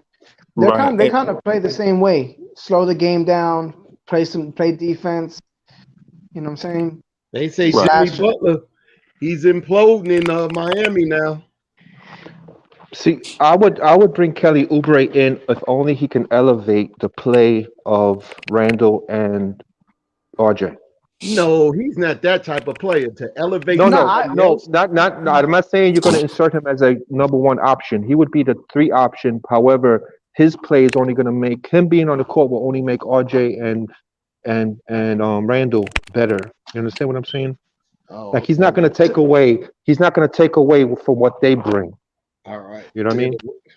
To be honest, I think when I look at RJ for like in the future, because he's 20 years old. When I look at RJ in the future, I think he's going to be a small forward. He's built like that. He's going to be a small forward. He's not going to stay. He's not going to be a two guard. And even now, Yeah, I mean, I agree. You can even he see played the three. Yes, I think he played the three Oubre. yesterday because they had Bullock. If you look, and if you watch, he defends the three most of the time. A lot he's of the nights three. out Yeah, there defending other teams' three. I think he's the three. I do too. Nah. What the starting lineup says, I think he's the three. Yeah, the starting lineup even says they have Bullock at the two. They have Nah. Elfrid at the one. He's going to be a small forward, Freeze, whether you like it or not. Nah, man. I think you're wrong. I think you will. You know what I'm saying? Nah. He's a little bit too small in height for the three. Really. I like RJ at the two. Ooh, Yeah. RJ, he's only 6'6". Right. He dude's 6'6", 212. And y'all talking about him playing small. Did y'all see him Sunday? you saw what he did to Kawhi? And He played well too. But Kawhi Leonard outweighed him by 18, 20 pounds. Yeah. And Kawhi Leonard And he was Kawhi still Leonard- there. He was still on him. But dog, you don't want that type of matchup every night where your man is getting physically dominated every day. That's the thing, though. If RJ is this guy for us, he needs to be able to take on the best perimeter player every night. And usually that's a win. Yeah, but not for 40 minutes. Nobody's not going to do it. Especially during playoffs, yes. Every night. He's got to do it. No, He's got to. you go get you a guy that can do it every night. Y'all act like you can't find a small forward somewhere. You need a small forward. You need a small forward that's going to create space. Yeah, I agree, but Yeah, you're going to need a small forward that's going to create space for Randle and RJ. Yeah, Um, yeah. And unclog the middle. Yeah, and Kawhi Leonard is 6'7", 230, 212. And y'all want RJ Barrett to take on the matchups every night. Like Jay Crowder is 6'6", 240. And y'all want RJ Barrett to take on that at 212. what I'm saying is that RJ's 20. I said RJ's 20. In the future, in the next couple years, he's going to be doing that. He's not even ready yet. He's not even fully grown. Huh? What was Kawhi weight coming into the league? He was a little guy too. I genuinely don't know. Kawhi was never a little guy. Kawhi He wasn't big. 220. He wasn't like how he is now. And all he did was play defense. He couldn't even hit a shot. He's 240 now. He couldn't even hit a shot. Man, Kawhi Well, Leonard played. we know the Kawhi story. Yeah, Kawhi Leonard played. It's well documented. Yeah, Kawhi Leonard. Yeah, but so why y'all comparing him to RJ? It's not even the same conversation. Dude, I'm not comparing him to RJ. The same conversation, and you just said. I just said that he doesn't need to play. I just said RJ is going to be a 3, like he plays right now. That's where he's going to be. It had nothing to do with Kawhi. I didn't bring up Kawhi. So you said, instead of saying he is small forward, you said he was a 3. And then when I said, well, Kawhi Leonard is a 3, isn't that what and he manhandled RJ Barrett Sunday. And you're saying, and RJ why did I bring it back? Why did I bring it up? RJ gave him his too, though, is what I'm saying. He played good defense on Kawhi. Kawhi hit some shots, but played very good defense with Kawhi Leonard. So and RJ played good defense, and RJ played got his shots up too, and made some plays. Yeah.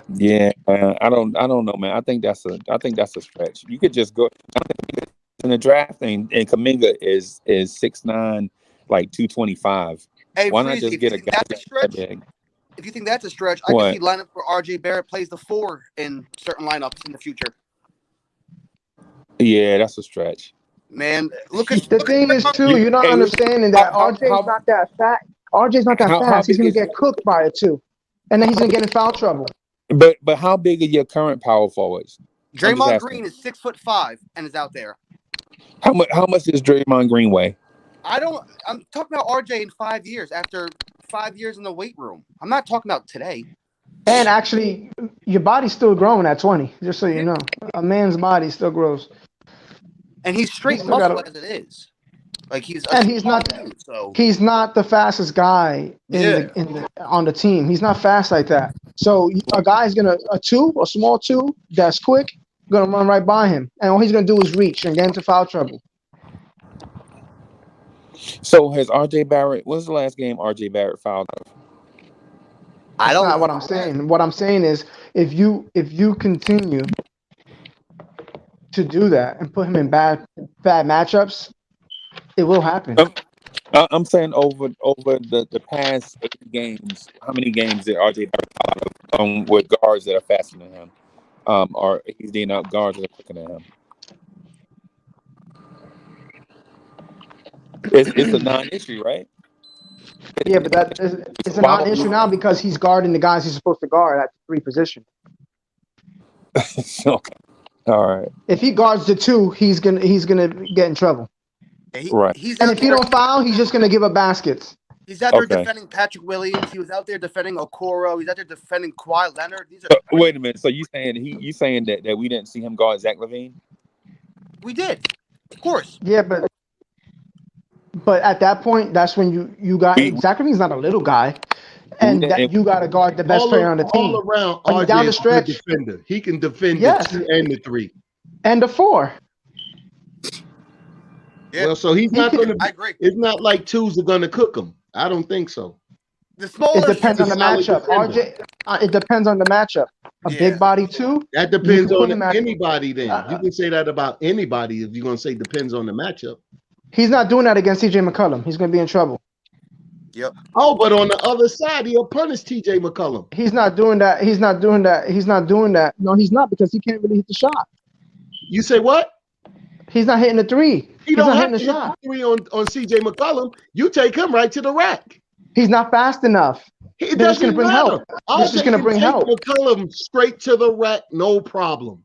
Yes, 1-on-1, but they're not going to allow that. Well, look, so they don't. Then you're talking about help on both ends. Man, he had Lauri Markkanen drawn out on him twice yesterday, and he couldn't get around him. So I got a little bit. I don't really have much faith in that. He did what?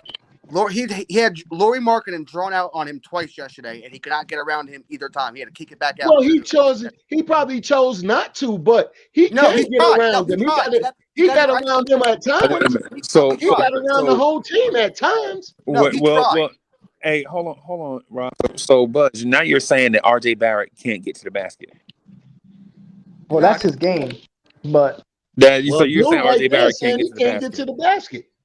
That's what Buzz just said. He said RJ Barrett can't get to the basket. That's not what I just said. Yes, you did. You said going out on him. You said he couldn't get around Market. Yeah, that's what you just said. Yeah, I did. I said that, but I didn't say he can't get to the basket. He just couldn't do it yesterday. What is that saying? That means he had a bad game. He can't get past everybody. No, but he didn't have a bad game. If you go look at bad numbers, most of his shots are assisted. He's not out there creating many looks for himself. Go look at the analytics. It's true. This year, he has not created one single 3-pointer for himself. Every single. Oh well, we're not talking about the 3-pointers. The 3-pointers he's staying away from. Well, the 3-pointers. The threes we're staying away from at all costs. At all costs, because he doesn't make them when he's assisted to him. So therefore, we're staying away from those. Create his own shot. He's not that great at it yet. What? He's not getting to the rim. He's not really creating his own. Man, I ain't gonna even get that no answer. All I'm saying is that RJ is gonna be a 3. Yo, RJ's gonna be great, but when he's out there stressing and really trying to overcompensate and get to the rim, he's not doing his best. He's forcing shit. And that's never the best for his game. When he's out there playing the flow of the offense, that's when you see RJ scoring. But when he's out there really trying to force it, that's when he's going 0 for 5, 1 for 6. RJ hasn't been forcing in the last 10 games. What you watching? But RJ's not out there. He's going straight to the basket. If he can't go straight to the basket, he's not doing dribbling around and doing all that crap. Now you're talking about moves. The last 10 games, RJ's been very efficient. No matter I'm not saying he hasn't been. We're not talking about moves. We're talking about in results. In results, RJ's going to be a 3. That's the result. Yep. No, but now we're talking about something totally different. We're talking about moves. Thibodeau is going to decide what he wants to do with them. I'm not going to get into that. But when you say that RJ is not getting to the basket, you're crazy. Right. I don't even the basket though. That's where all of his looks come from. Like 50% of his looks come within 3 feet. So now he's getting there. So now he does create his own stuff, but Hey, Eric, sometimes you got to keep it a buck. You know what dude's saying is wrong. Yeah, And no, he create his own stuff. All right, now. The That's numbers all. Be don't- fair. do not- Be fair. You sitting up there listening to him and you know he wrong. Because go look at the Don't do that. I'll pull the numbers up. I just said. My only argument was that RJ's going to be a 3. I don't agree that he can't create his own shot. I'll pull up the numbers. They don't suggest it. The last 10 games, pull up the numbers. I don't care the last 10 games. I don't care Well, about yeah, 10 that's the current. That's something the last 10, ever since I would say because he was struggling at the beginning of the season. So 10 game sample size. then he made a game adjustment. Okay. He made a game adjustment and he started finding his spots and finding his shots. 10 game sample sizes are a joke, though. Oh no, that's not. No. When you find something in your second season that's been working, and he's been efficient ever since, he made it a slight adjustment, and he's been efficient ever since. You're trying to say I'm saying something. I'm not saying he's bad. I'm not saying he. Nah, he's not saying he's bad. He got a picture of him right there. I don't think he's saying RJ is bad. You ain't saying can't that. get to the rim. I'm just saying he struggles to create his own looks all the time. If you notice the play. They run 2 plays for him. That's it. They don't have a wide bag of things for RJ to do on the floor. Hey, look, and the 2 plays that they run for him right now, look, once RJ left the 3 alone, stopped taking five threes a game, his whole game got efficient because he's not a 3-point shooter yet. And he had to get that out of his offense in order for him to be. But he's been hitting them. Yeah, because he's taking them sparingly now. Yeah. He's been hitting them at what you would say is a high clip. Okay, yeah. if he's taking 3 and he hit 1, 2 or 3, 1 or 2, some 5. games he'll hit 2, some games he'll hit 3. I mean, some days he'll hit 1, some games, but long as he leave it about 3 and he brews him to the basket and he works inside that 15-footer, he's gonna stay efficient. That's the only way. If he like a DeMar DeRozan. That's right. That's right now. That's exactly what he is right now. Okay, so RJ Barrett, 42% of his made shots at the rim are assisted, which ranks in the 81st percentile. That's not something that says he's out there creating himself. Okay, so this what Legion just put up. According to Basketball Reference, 6% of RJ's shot attempts at 0 for 3 from the rim. 62%. Yeah, that's it. That's his field goal percent by distance. That's not what I'm saying. Okay, 23%. He's 3 of 10 feet. 34.9, 7.8 at 10 for 16. 35%. 23% attempts at 16. And I guess that's 3 points. Yeah, you're reading this from 16 feet to the 3-point line. He's 35, and then from 23. Yeah. 22% of his shots at 3-point attempts, and he's 27% from there. Yeah, so like I say, he gets to the basket. He's growing his game. It's getting better. I saw some things that I like. I'm just saying that if he's going to exert that energy on defense guarding a 2, then he's going to continue to be inefficient on the offensive side.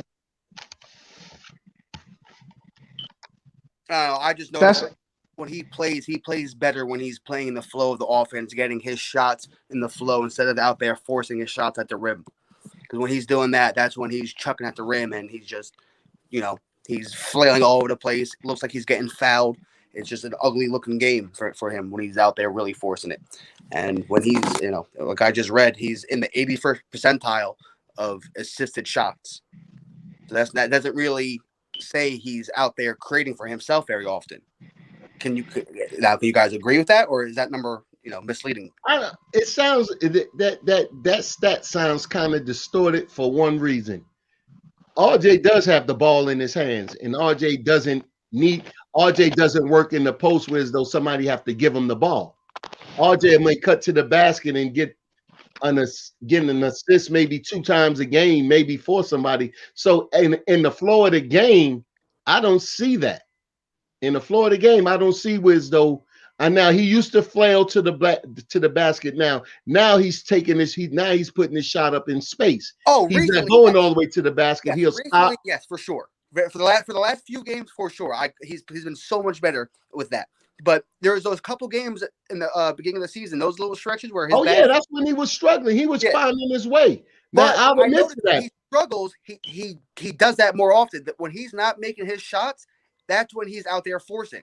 Okay, so would you say lately he hasn't been doing that? No, because he's been playing well lately. Okay, so we'll stick with that. Oh yeah, no, I love RJ. As you can tell, my little banner thing is him. He's my favorite player on this team.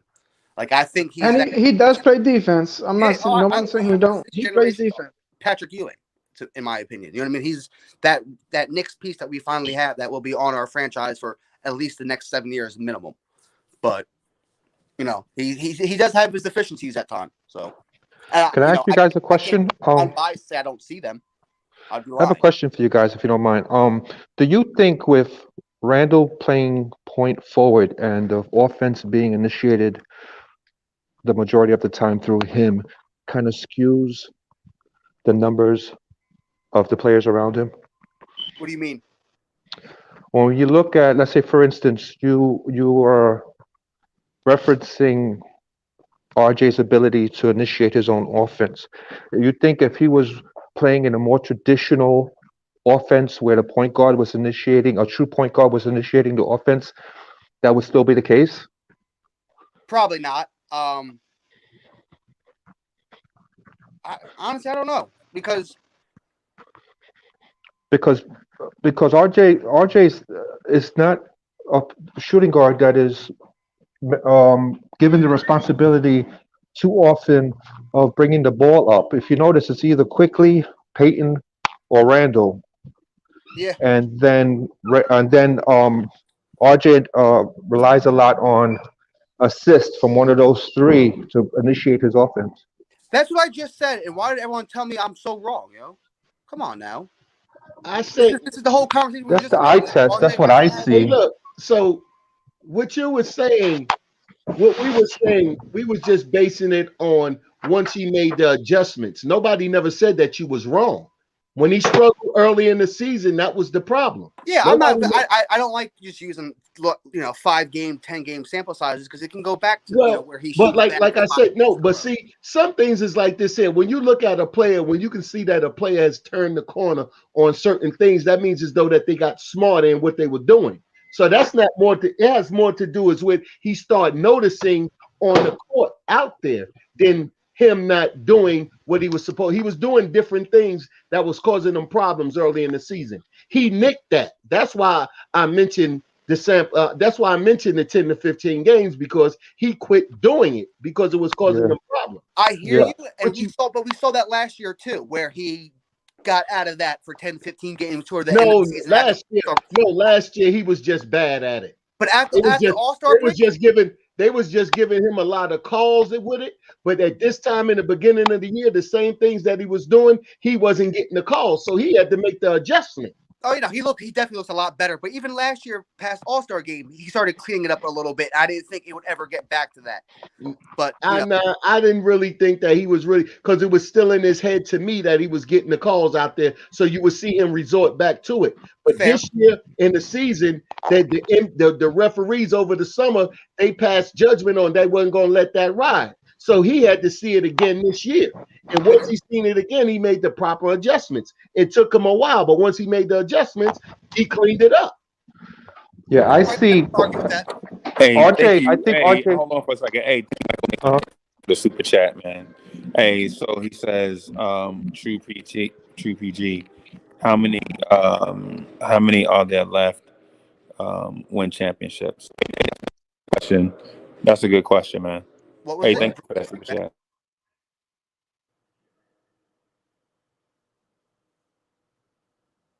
What's the question? Yeah, you broke up when you said it. Are you guys asking me? Or Freezy? Not right there. True PG. How many are there left to win? Left. What? Left win. Championship? That's what I'm saying, man. Whack would you be saying shit, man? I don't understand the question. Right. I don't know. Him and Freezy must know how to communicate because I don't get it. I think he's asking how many true point guards are left that will be capable of winning a championship. I see. How many point guards are there left that true point guards like CP3 that win championships? Right. How many are like that even in the league left? So Zero. exactly. Zero to win, not to win a championship. Yeah, there's your answer. Well, You might have to say John Morant. He's the most traditional point guard out there, and I wouldn't even say that really about him. Well, and Shea Gilgeous-Alexander, but they're all young, so there hasn't been one in 20, probably since Tony Parker won a title.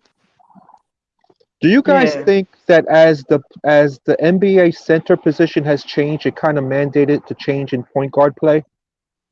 Because in the past, point guards or centers relied on point guards even the big men, power forwards and point guards.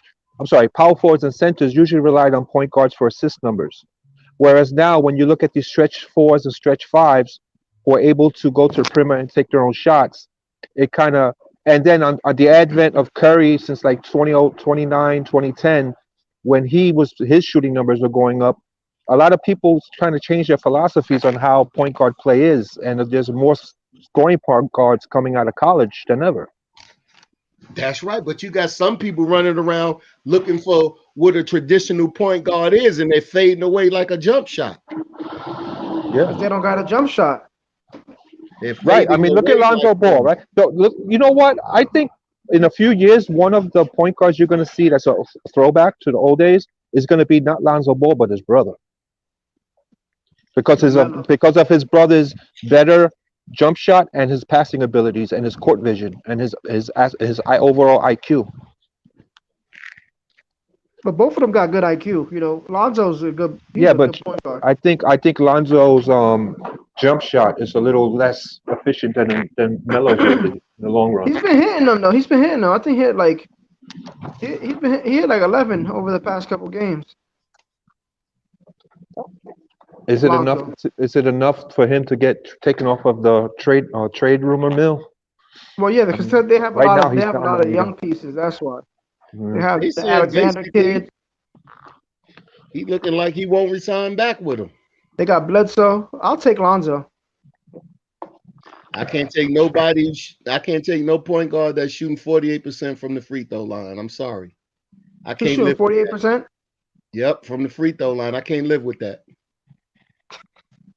Not from a point guard. Sorry, I cannot live with that.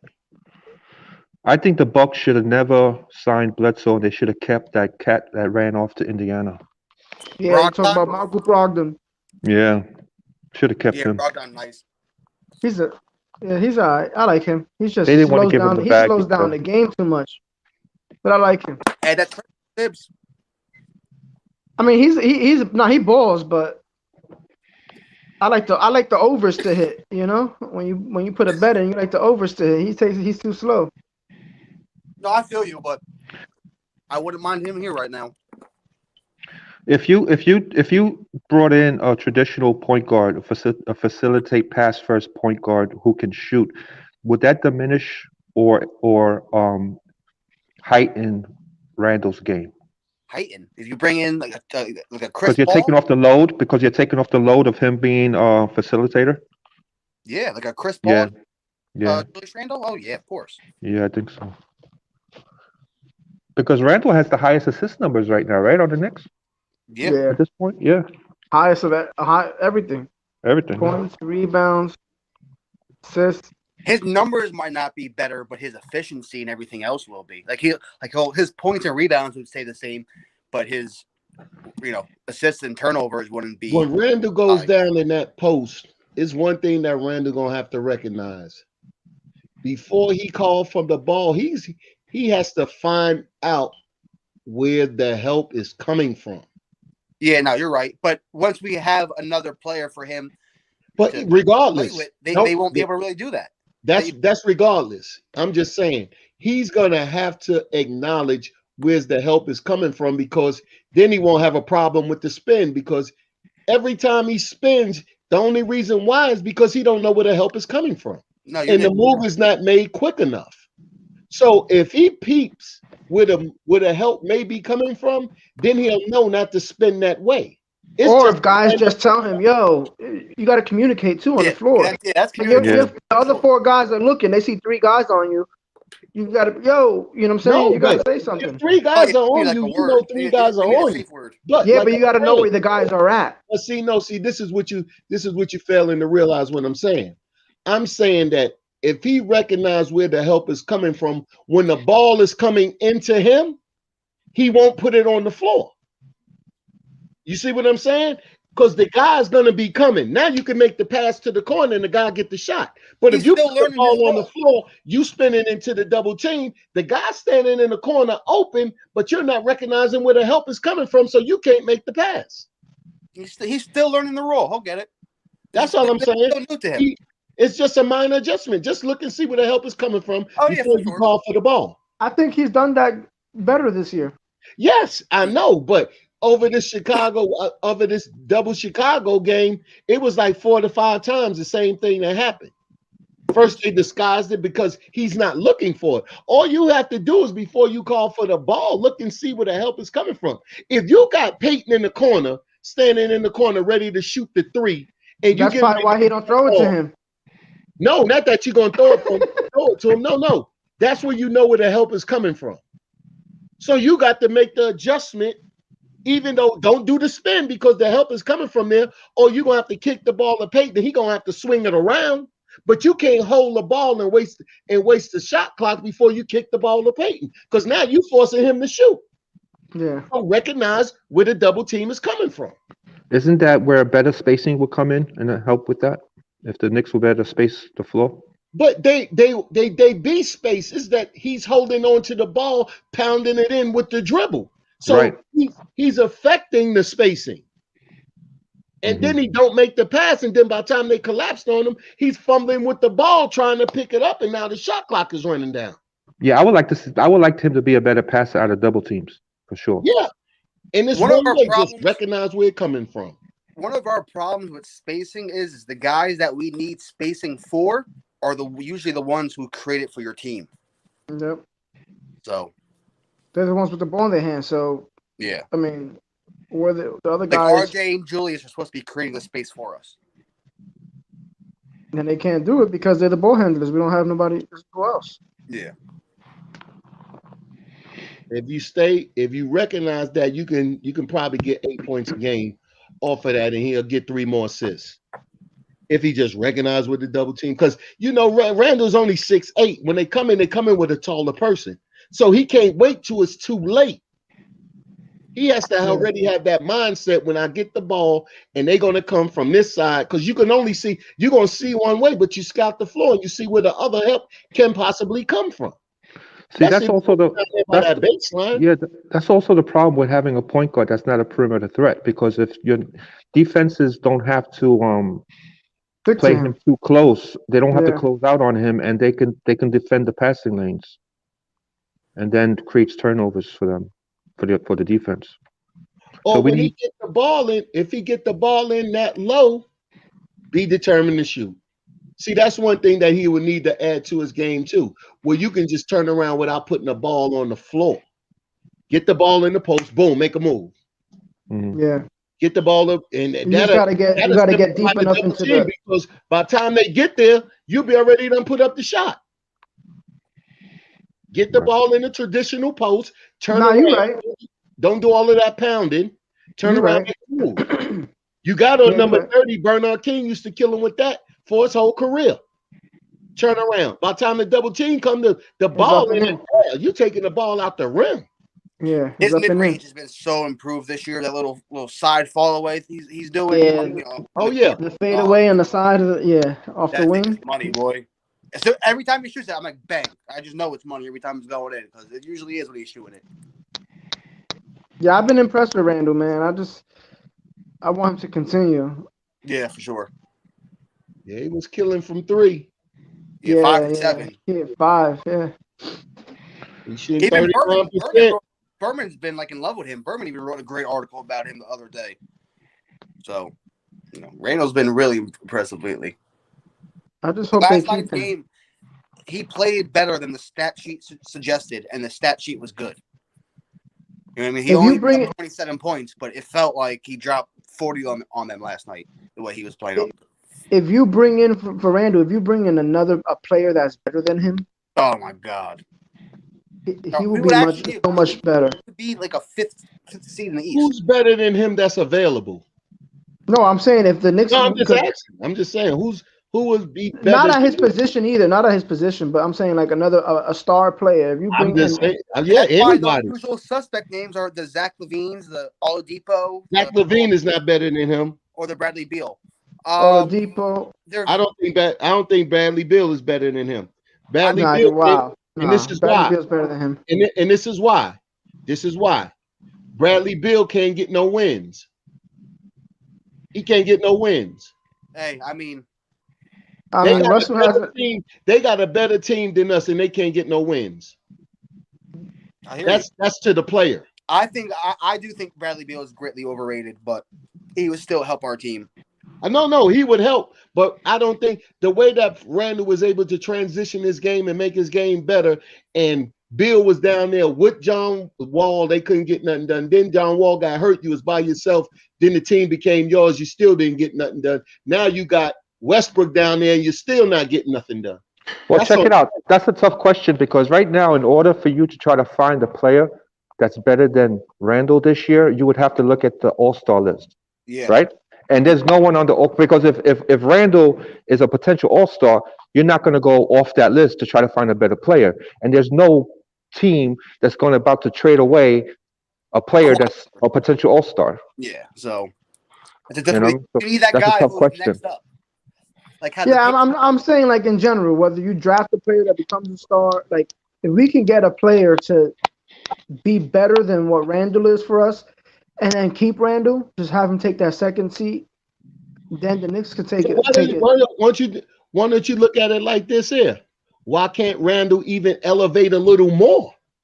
He could. All right, so look at it like that because that's your best step. And then you get somebody that's going to be under him because it's going to be hard to surpass him. Randle's only, 26? 26. He still has another level to go to. Yeah, he's not playing level, basketball yet. He can still there's still things he can tighten up with his game. Yeah, he can still take another step. Sure. RJ can take another step. You got players on that team that can take steps. So it might be right there in your backyard. Just takes time. No, I agree. I think I don't see that. I don't think you even need a player better than Randle. What you need is a player who is a consistently good second to third option. Yeah, at least on Randle's level, because we don't have that. Yeah, you don't have that. Because outside of Barrett and Randle, you have a huge drop-off in consistency. Yeah. You got young, undeveloped players under that. That's what you got. It's not that you have a lack of talent. You got a lack of undeveloped skilled players. So we've seen players start to take that next step. Why aren't those guys taking that next step? And don't tell me minutes because you can't point to anybody and be like, hey, those minutes made him a better basketball player. What minutes? What you talking about? I'm just saying like you're saying development. Yeah. But who like how do I portray this? There's we're seeing development take place with RJ Barrett, with Emmanuel Quickly, with Mitchell Robinson even taking small strides, but strides if you want to call them that. Yeah. So what's holding back these other guys?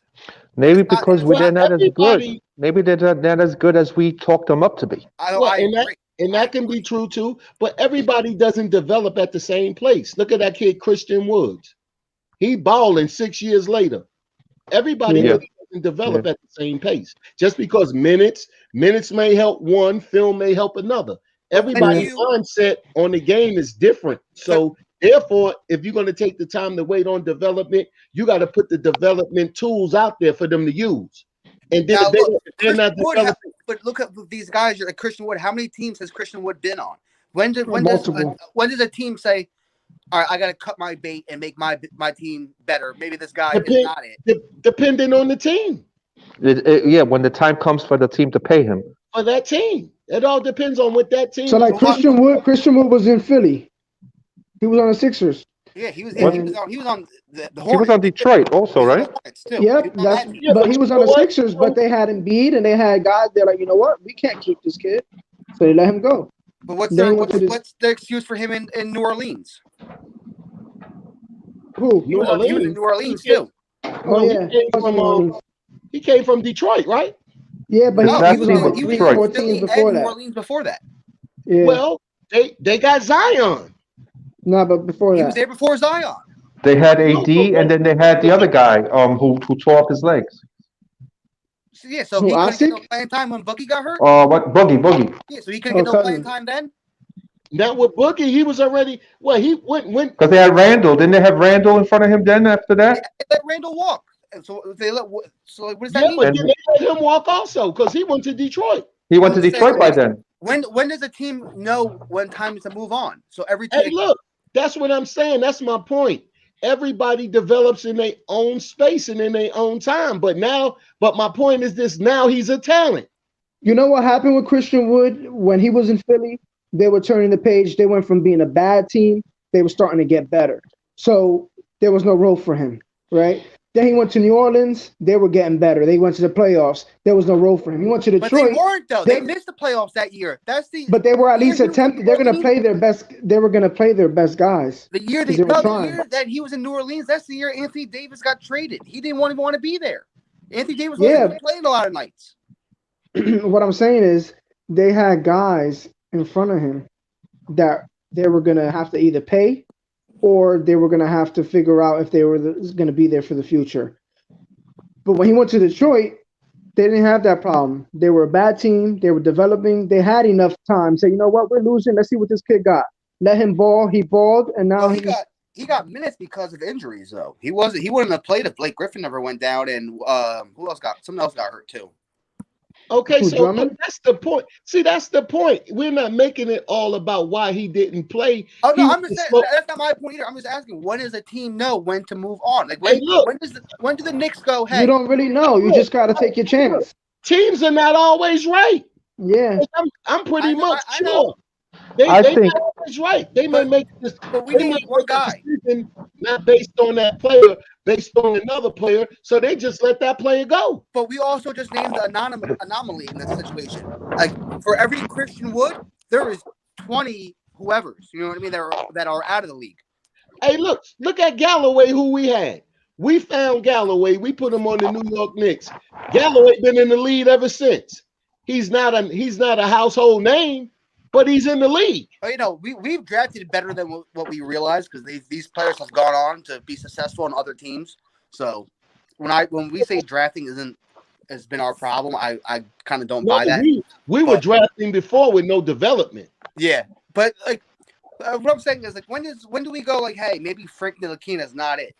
Like, let me actually. All right, try this. Let me answer this. Maybe I could be right or wrong. You guys let me know.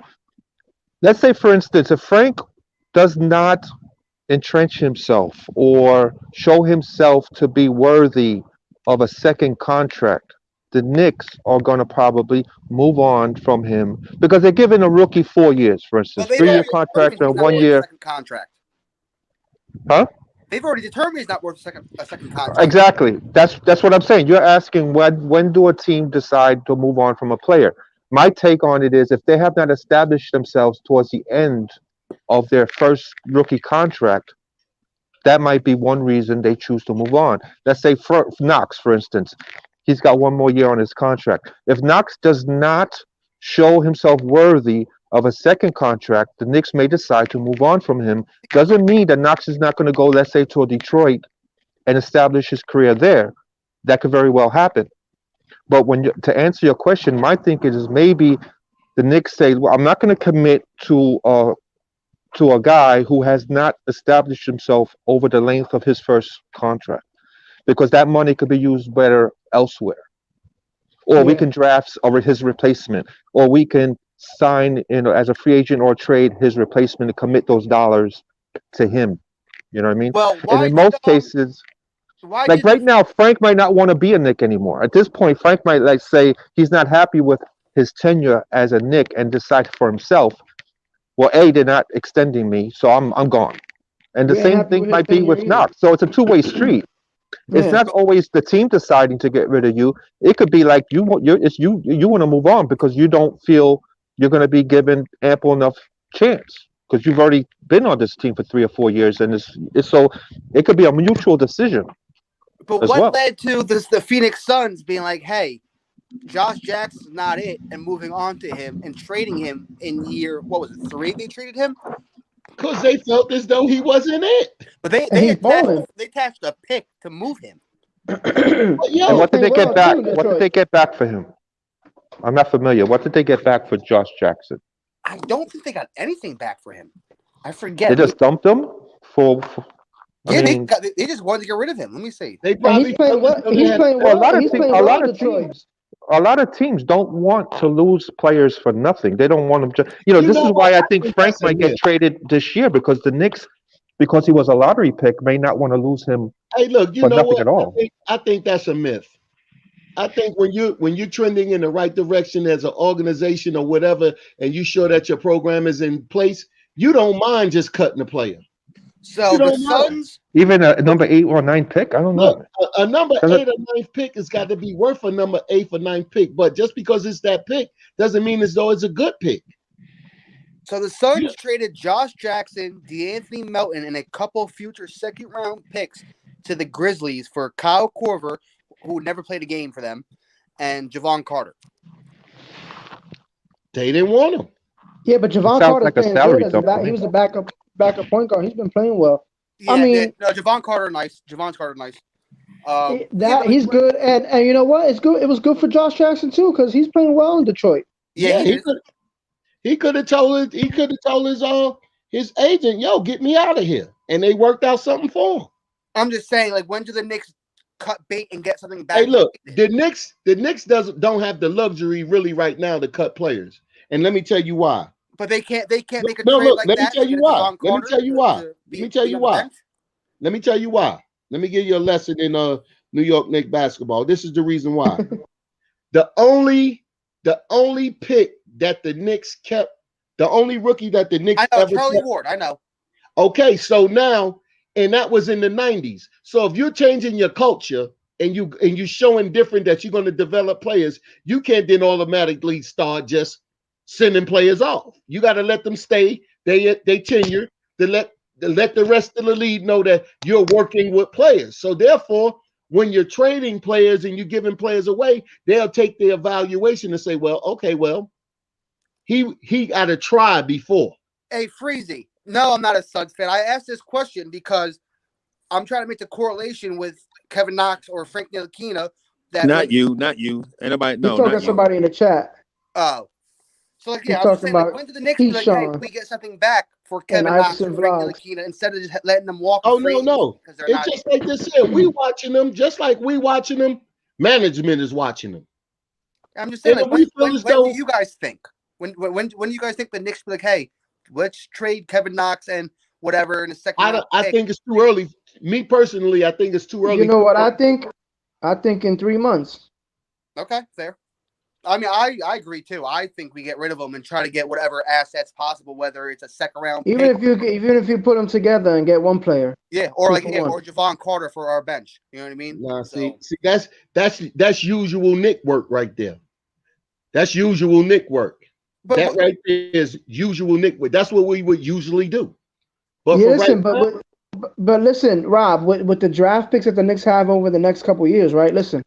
They have too many. They're gonna have to get rid of guys anyway. Hey, yeah, I know, but you got to take into consideration. This is one thing you got to take into consideration that everybody that might as well get something for him. Look what he just put on the screen. But who's to say at 21 that he won't be developed next year? So Iverson Vlog says, "I'm happy." I'm waiting on Knox. Knox to me is on. I like Knox. I want him to do well. I'm talking more about Frank. So look, Iverson Vlog said, any move that you want to with Frank. You gave Frank 3.5 years. Hey, you make any move that's going to better the team with Frank, whether you want to let him go, whether you want to let him stay. Nobody going to complain. Hey, Rob, look, Freezy put on the screen, I'm happy Suns got rid of Jackson. We got Bridges and Johnson now. Screw Josh Jackson.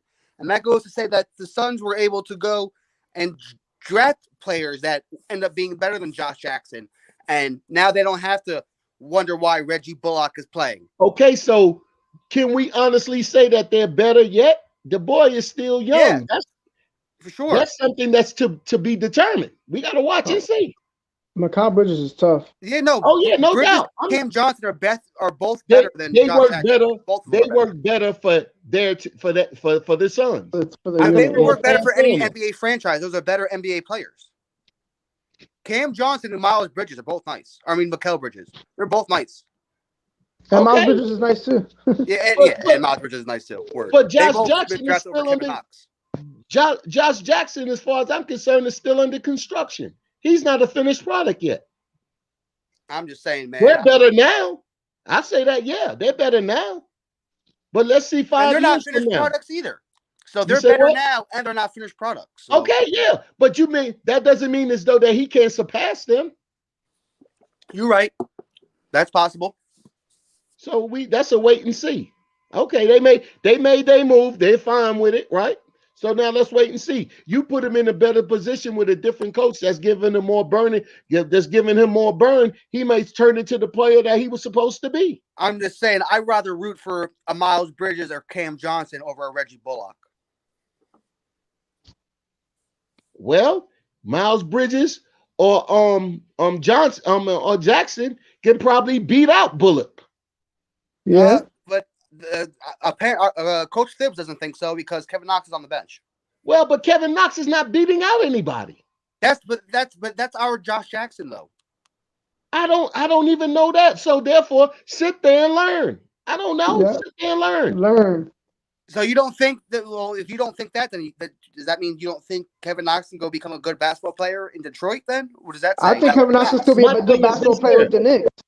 I think. See, this is my problem with Kevin Knox. Me personally, I think his second season was a wash just because of what management and what they did to him. So therefore, I erased the second season in my mind. I got him for his first season, which was a pretty decent rookie year. So he showed me something. So I know there's talent there. And then his second season was what my boy called it, mismanagement, malpractice. On the second season. So no, he got screwed last year by bringing. Yeah, so that's what I'm taking in. That's what I'm taking into account with Knox.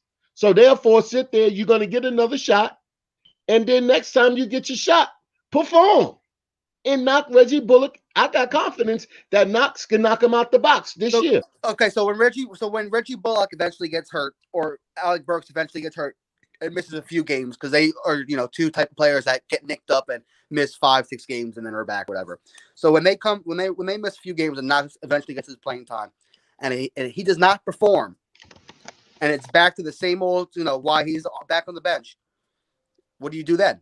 No, I'm saying so. So I'm not looking for him to get hurt. I'm looking for Reggie. No, I'm not saying I'm not. I'm looking for him to get hurt. I'm just saying. This is what I'm looking for. It's the same thing, but I'm looking Knox for just beat him out. I'm looking for Bullocks to play bad enough that he get benched and Knox come in. I hear you, but I don't think Bullock will ever get worse than what he is now because this is the worst Reggie Bullock you can possibly get. Because if he's not making a shot, then what good is he? Which he's not making a shot right now. I don't know, but look, it's on the defensive side. I hear you. You're talking about a defensive coach that doesn't really care too much about offense. You got to understand the coach that you have. A defender, so you're just hoping that his defense falls off the cliff. Hey, look at here. It's getting worse and worse every game. Or maybe this. Listen, Buzz. Maybe Reggie Bullock's defense doesn't get worse, but he don't keep hitting his shot, and Knox's defense starts getting better in practice. I know. Exactly. Hey guys, I just want you all to know, I have my own opinions and answers for these. I'm just trying to keep the conversation going. So my take with Tibbs. I'm sorry. My take with Tibbs is that at 62 years old, he's not signing on for a complete youth movement. I think Tibbs would gladly take a 25 to 30-year-old and play them rather than develop a 18 to 24-year-old. So, for instance, let's say if Kelly Oubre was available this offseason, where he will be, I think he would gladly sign him to a free agent contract and wait on Knox to develop. You're giving because too much cachet. No, because of this. He's 62 years old. Tibbs wants to get back into the playoffs. Tibbs wants to get back into the playoffs. Well, look, he doesn't want to go down in history as a development coach. He wants to go down in history as a playoff. He only had 2 jobs. He's still 62 years old. You think he's going to be coaching at 75? I don't think so. 62 is his problem. If you want to be a basketball coach, you signed up for this is what you signed up for. But Tibbs is not running anything. Tibbs is the coach. Leon Rose determines all that. Everything that you're giving Tibbs credit to decide the trades and all of that. He doesn't have any control of that. Yeah, but he's going to be in the room in discussions. So what you in the room? They're going to ask him what he wants. Just because I asked your opinion doesn't mean as though I'm going with you. I've been around. I know, but why would you hire? I've been around. Look, Tibbs and look, Leon is looking at the game like this here. I've been around this game as long as you've been coach. So I know the ins and out of the league too. I know players. I know what I'm looking at too. So listen, Leon Rose was an agent, bro. Leon Rose was an agent, and before that, he was a lawyer. So okay. I take with a grain of salt anything Leon Rose tells the Knicks fans. But you still it's what you say versus what you do.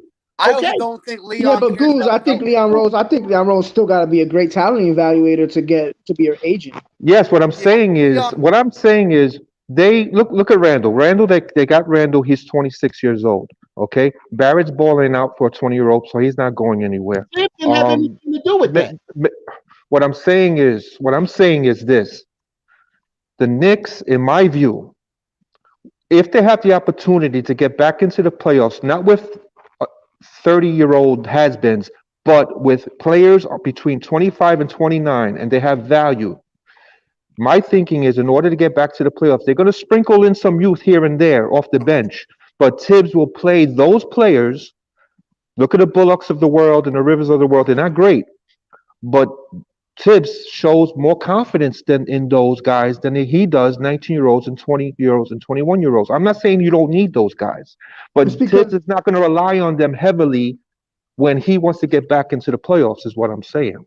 But he's relying heavily on R.J. Barrett. He's 20. Because R.J. Barrett, but R.J. Barrett's an anomaly, bro. R.J. Barrett's playing well for his position. Exactly. So you're not going to sit R.J. Barrett. Thibs what about young players? This whole notion Thibs doesn't play young players is he loves young players. He did it in Chicago and he did it in Minnesota. Yeah, so that whole notion he doesn't play young players is a lie. But also, he's playing young players as long as they show what look. Remember, our conversation all started with Frank and Knox.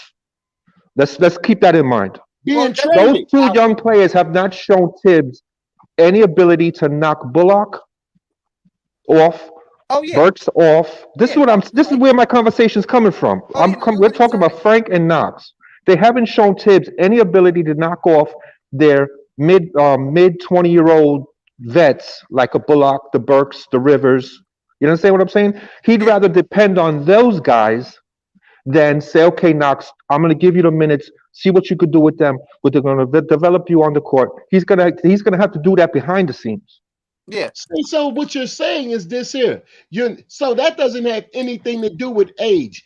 What you're saying is this here. They're not showing the talent to knock them off. What you want them to do is just be out there anyway, and maybe or maybe not, they'll show it in the game. I'm all for bringing in 25-year-old mid vets. I'm all for that, as long as they're better than Bullocks, the Rivers, and the Burks of the world. At the end of the day, at the end of the day, what you're saying, so that's not a slight on Thibodeau. That's a slight on Knox and Frank.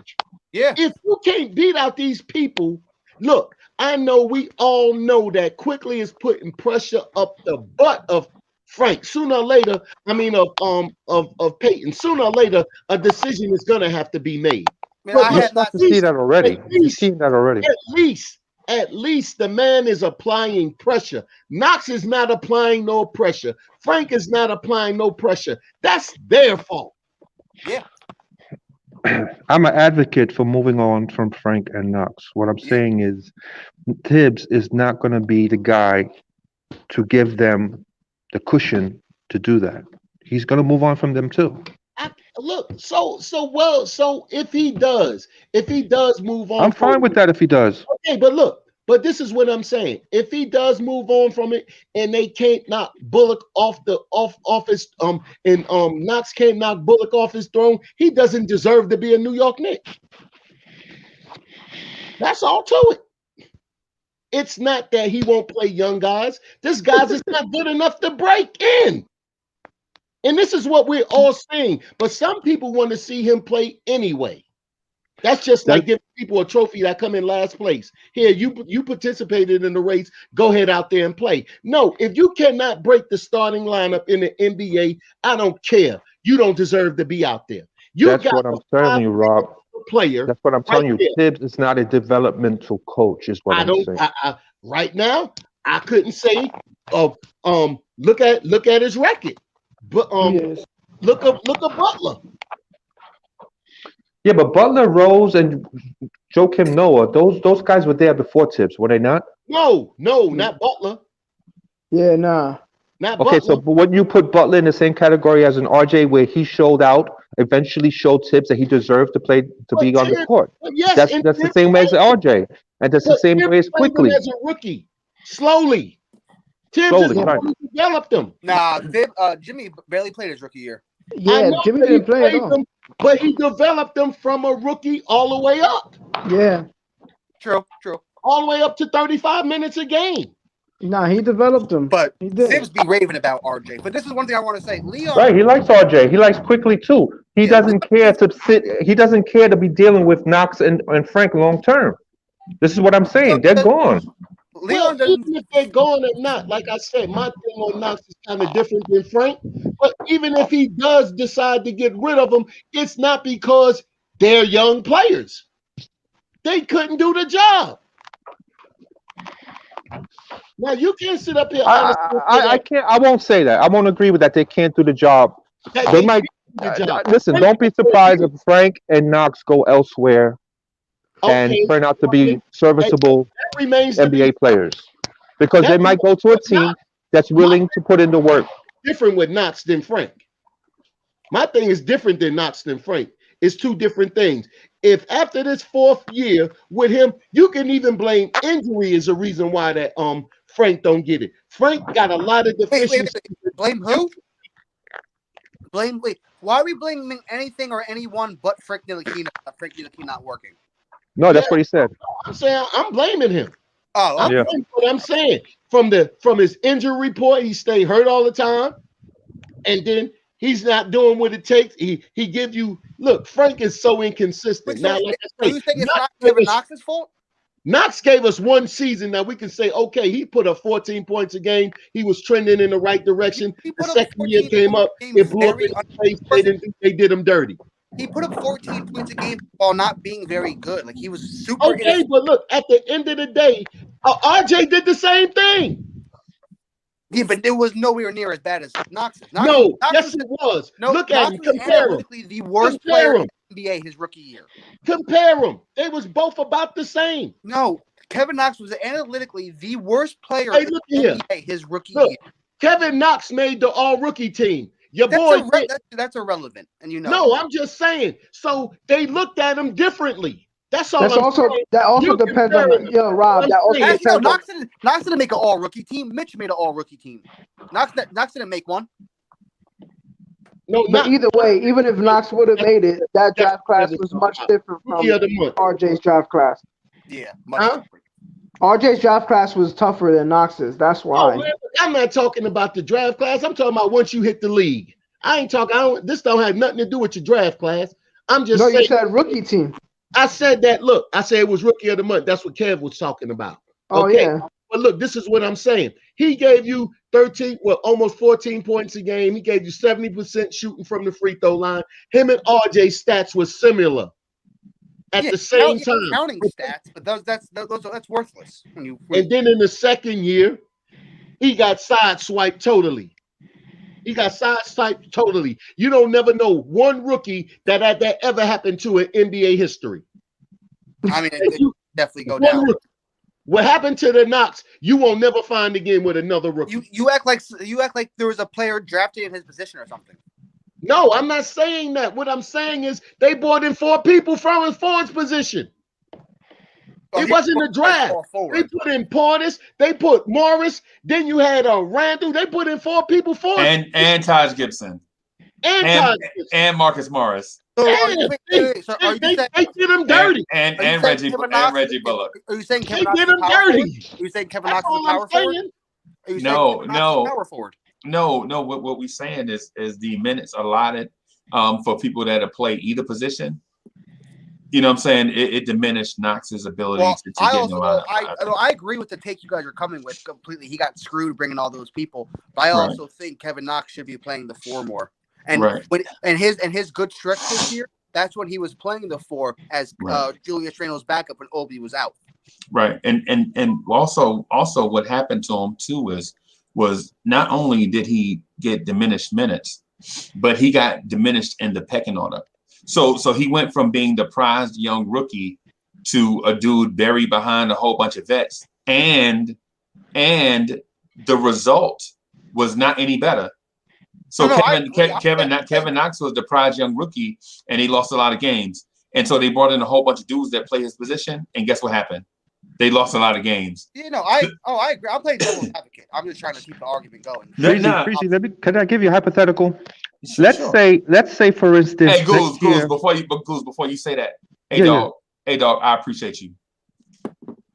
I appreciate you too, Freezy. Thank you for letting me on, bro. Yeah, man.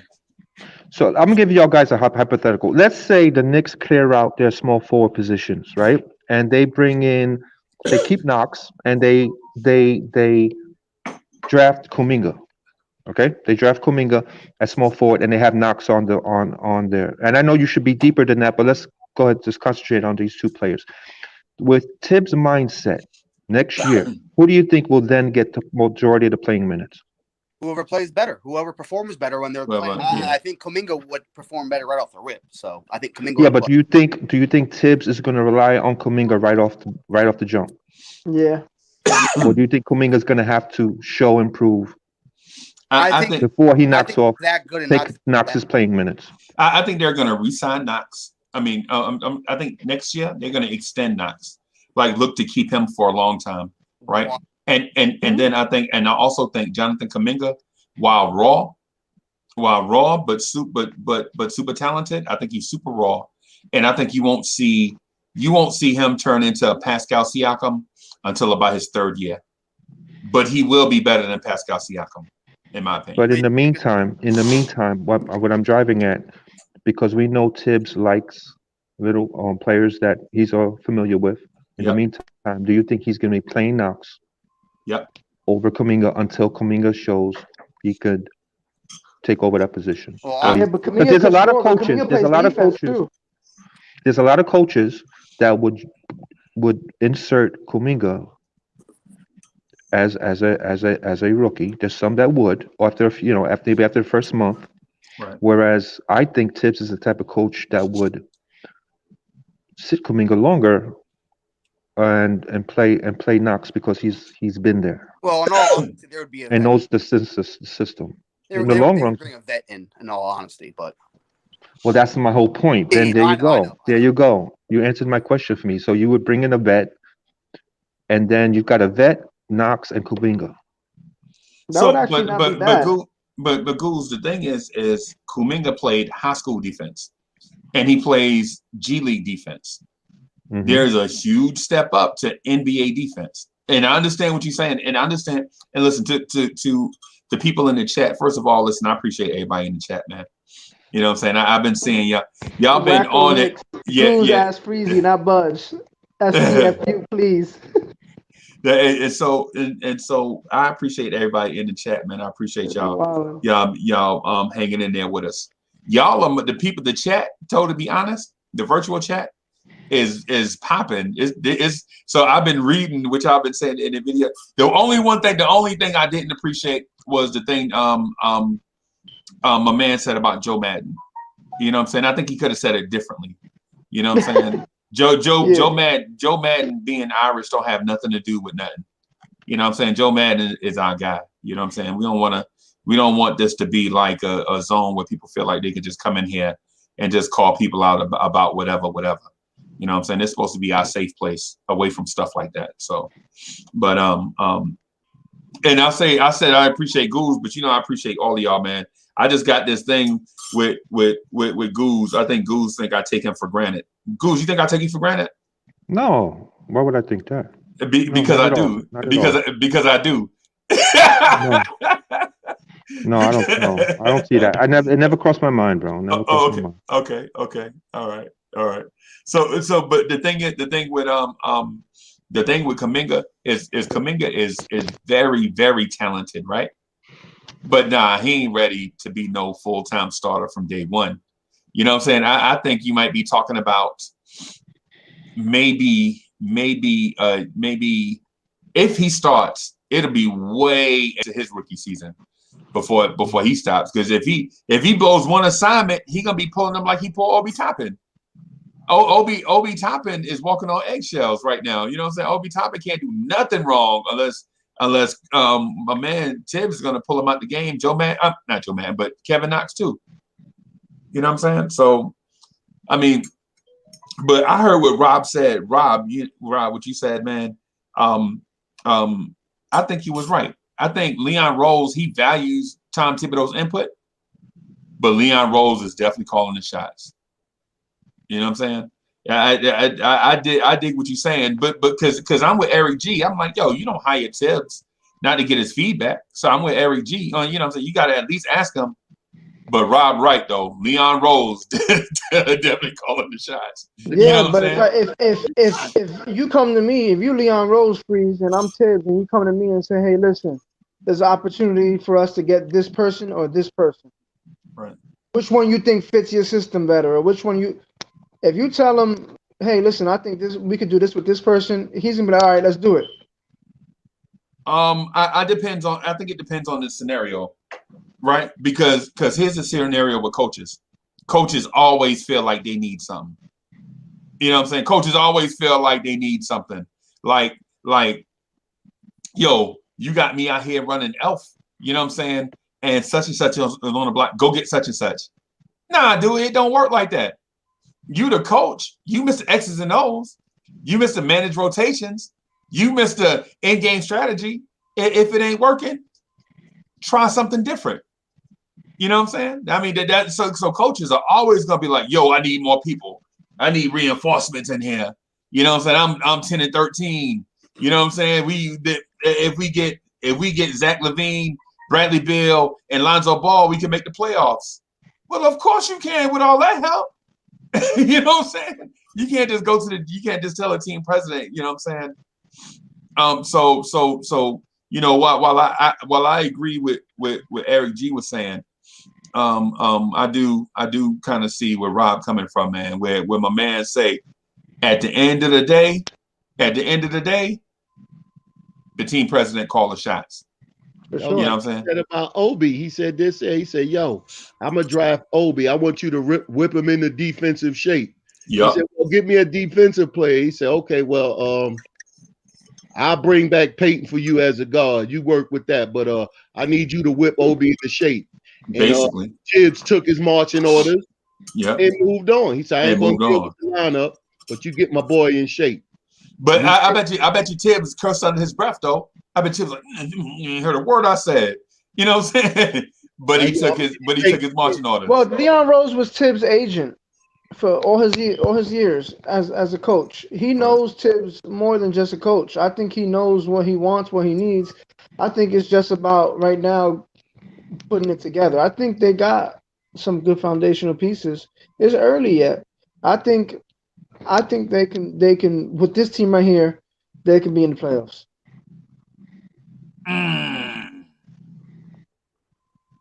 With no moves at all. With no moves. We can get the 8th seed if we're being real. I think we can get 7th. We can even get the 7th.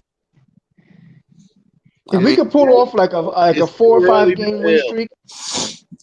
It's too early to tell. It's early. I know it is early. I can say one thing they're gonna be for the rest of the season: competitive. Yeah, is where they land, but they're gonna play. They're gonna be competitive. Man. We got 49 games left, right? Yeah. If we go, so we got 49 games left. That means the rest of the way we got to go 26 and 23 just to be 500. But 500, you can be below 500 and make the playoffs in the East. If you 500, you get in the 7th seed or 6th seed. Right. No. I know. I'm not. I don't know about this, the pecking order. I'm just pointing out the fact that we could go 500. And no, so if you go 500, you'll be in the 6th or 7th seed. no, Eric G. But below 500. No, listen to what I'm saying. Y'all cutting me off before you let me finish my thing. So the Knicks going 500 is a high watermark, right? Because when's the last time the Knicks had a non-losing season? Like 7 years ago. No. It's been so long. Yeah. 7 years. Even when we made the playoffs in 2013, we had a losing record. 12. Yeah, and so the fact that Thibodeau comes in year one and just guides us to a non-losing season is a win for us. You know what I'm saying? I think the most wins over the whole season by any team is going to probably be 45. I don't think no team going to win over 45 games. Yeah, I can see that. I can see that. Because the stretch, the back-to-backs, the 4 games. Don't you know out of 28 games, 28 days in this month, we play 14 games? Man, that's every other day, boss. Yeah. That's great. That's great. No, it's great for us to watch. It ain't great. Yeah, it's great for us. I know for the players. It ain't going to even be great for you because you're going to be mad at some of these games. Like how we losing to the Wizards is basically what Eric G gonna be saying. How we losing to the Wizards? They look tired. Yeah, that's how they are tired. Game in 6 days. Yeah, you know what I'm saying. But that could work in both ways. That could work. See, like this is why I think this month is so important for the Knicks, because if they can get hot, like if you could get hot and win a few games in a row, then you want to play that next game. You don't want to take that break. Right. Some of these teams. Man, look at It's here. just how it is, though. It's true. If you hot and you want to win streak, you want to keep going. You guys want to get back in the gym.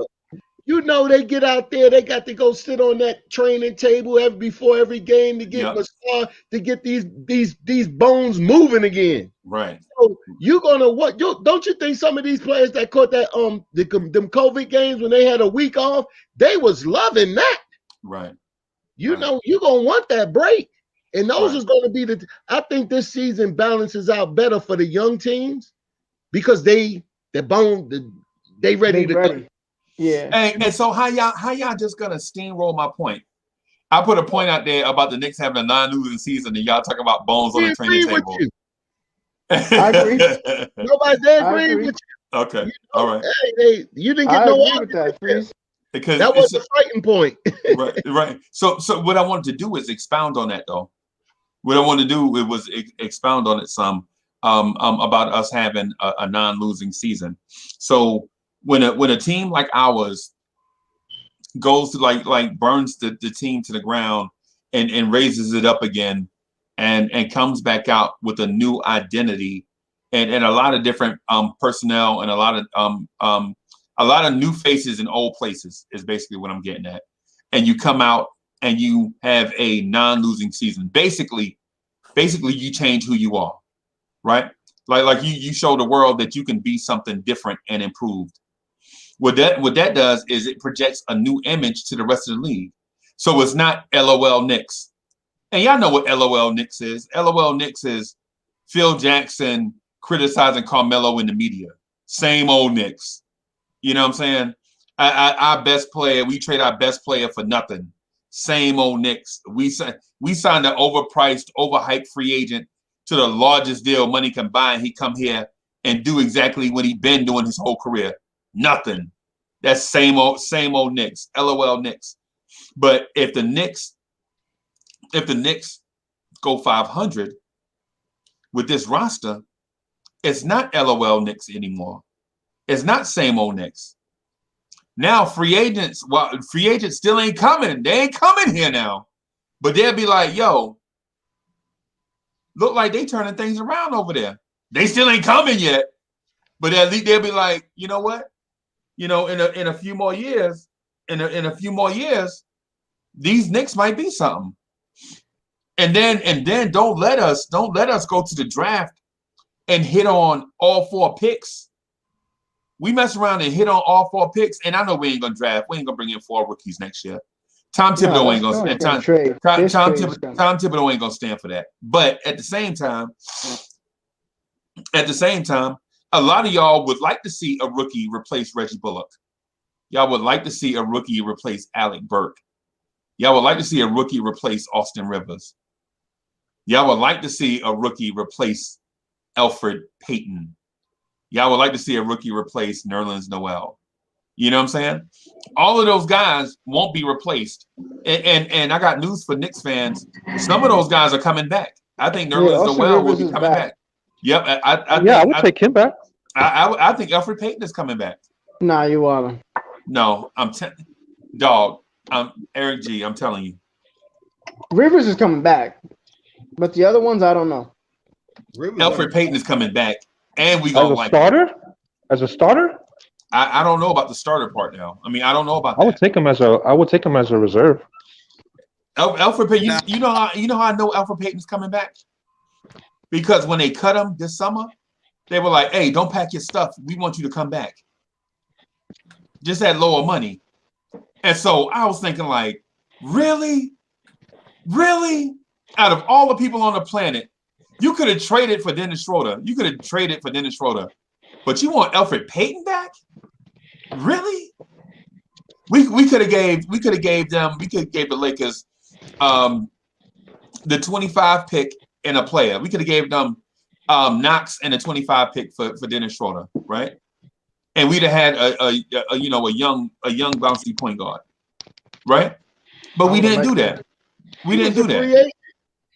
No, he got traded from OKC. No, okay, the Lakers traded for him. I think he's a free agent this year. Then No, I think he signed money. Let me see. Sport Track. I'm sorry, y'all. I don't have Sport Track pulled up. I just walked in here, so say Sport Track. Dennis Schroeder. I don't mind the Knicks bringing in journeyman. I just wish they would spend a little bit more and bring a better quality journeyman in. Yeah. No, hey, you're right. You know what? You're right, Rob. He's an unrestricted free agent. Yeah, that's what I thought. He's going back to LA. Yeah, and he's 27 now. He'll be a 28-year-old unrestricted free agent. That's tough. I'll take him, but I think that the only way he don't re-sign with the Lakers is if they win a championship again. If he gets a ring, then he won't.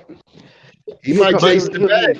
But Eric G, exactly. But Eric G, my point to it though is not where Dennis Schroeder will go. My point was the Knicks preferred Elfrid Payton over Dennis Schroeder. That was my point. That's not true. Bad. They wanted DJ Augustine. They wanted Jeff Teague. They wanted Fred VanVleet. They all told them no, or they weren't. $18 million this year. Hey, but Buzz. Buzz. Here's the thing. We know that the Knicks told Elfrid Payton that they were going to cut him, but not to move his stuff because they wanted to resign him to less money. Wait, how do we know that? That's what happened. Yeah, I never heard the story. Really? Yeah, he was going to get $8 million if we would have kept him. No, I know that. I know that whole part. But they told him not to move his stuff.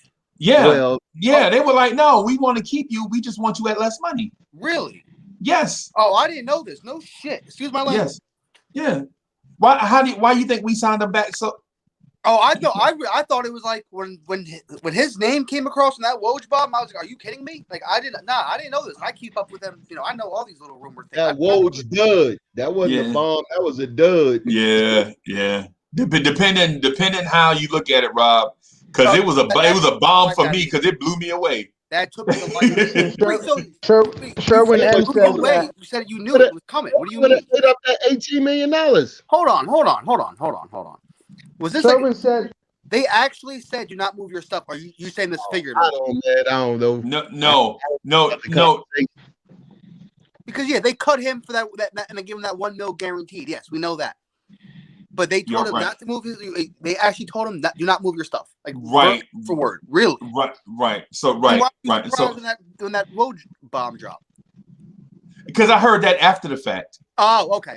I never heard that. No shit. Yeah. I heard that after the fact. So yeah, when that Woj tweet hit, I was like, that it took. You should have seen the thread, Freezy. State was going crazy. Yep. Like I know. It took the life out of me. I was like, oh wow, like. Yep. Right. So the reason why I even brought it up is because I think they covet Elfrid Payton.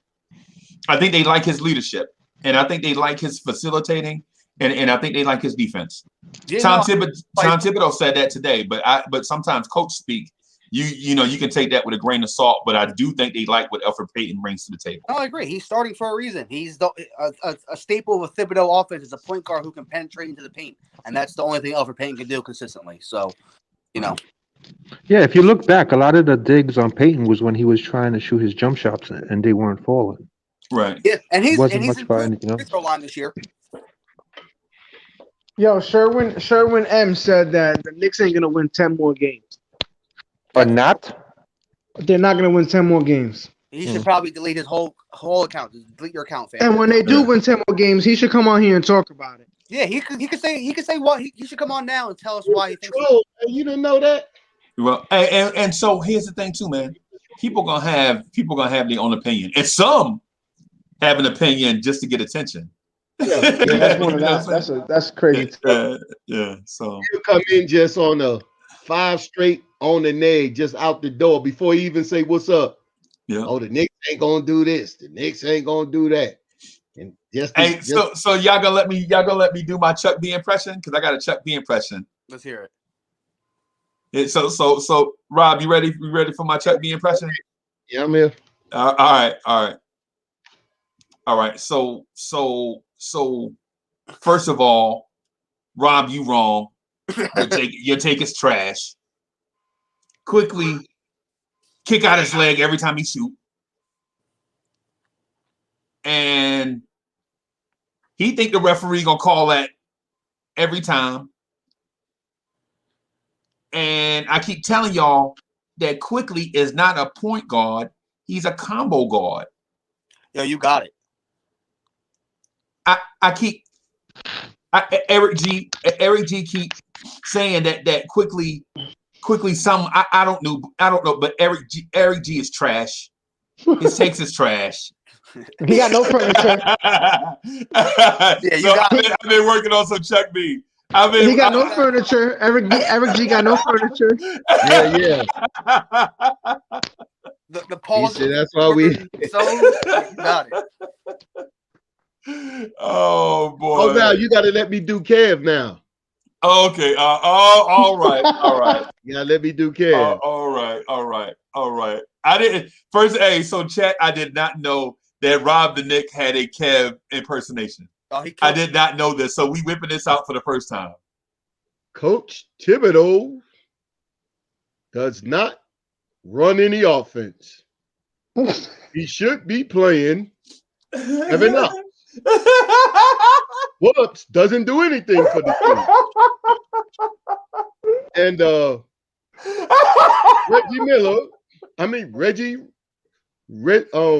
Rivers only gave us 3 points a game. Besides the Utah series. All he gave us was 3 points a game. And nobody never says anything about it.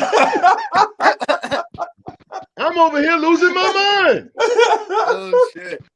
Yes, I'm the Kevin Knox advocate. He should play. I mean, we only have 6 more wins than last year. Yo, 6 more wins. Oh my God. 22 games. That doesn't matter. Kevin Knox is not playing. I have a dream. Hey Rob, say, I got a question. I got a question. Check. That's KW. So here's what I think. Here's what I think. That the buzz is right on, man. KW. Let me ask you a question. Kevin Knox is the best. And I'm like, dog, that's not even a question. Thibodeau just doesn't play it. Yeah. Knox deserves a chance. He needs to lead in corner threes.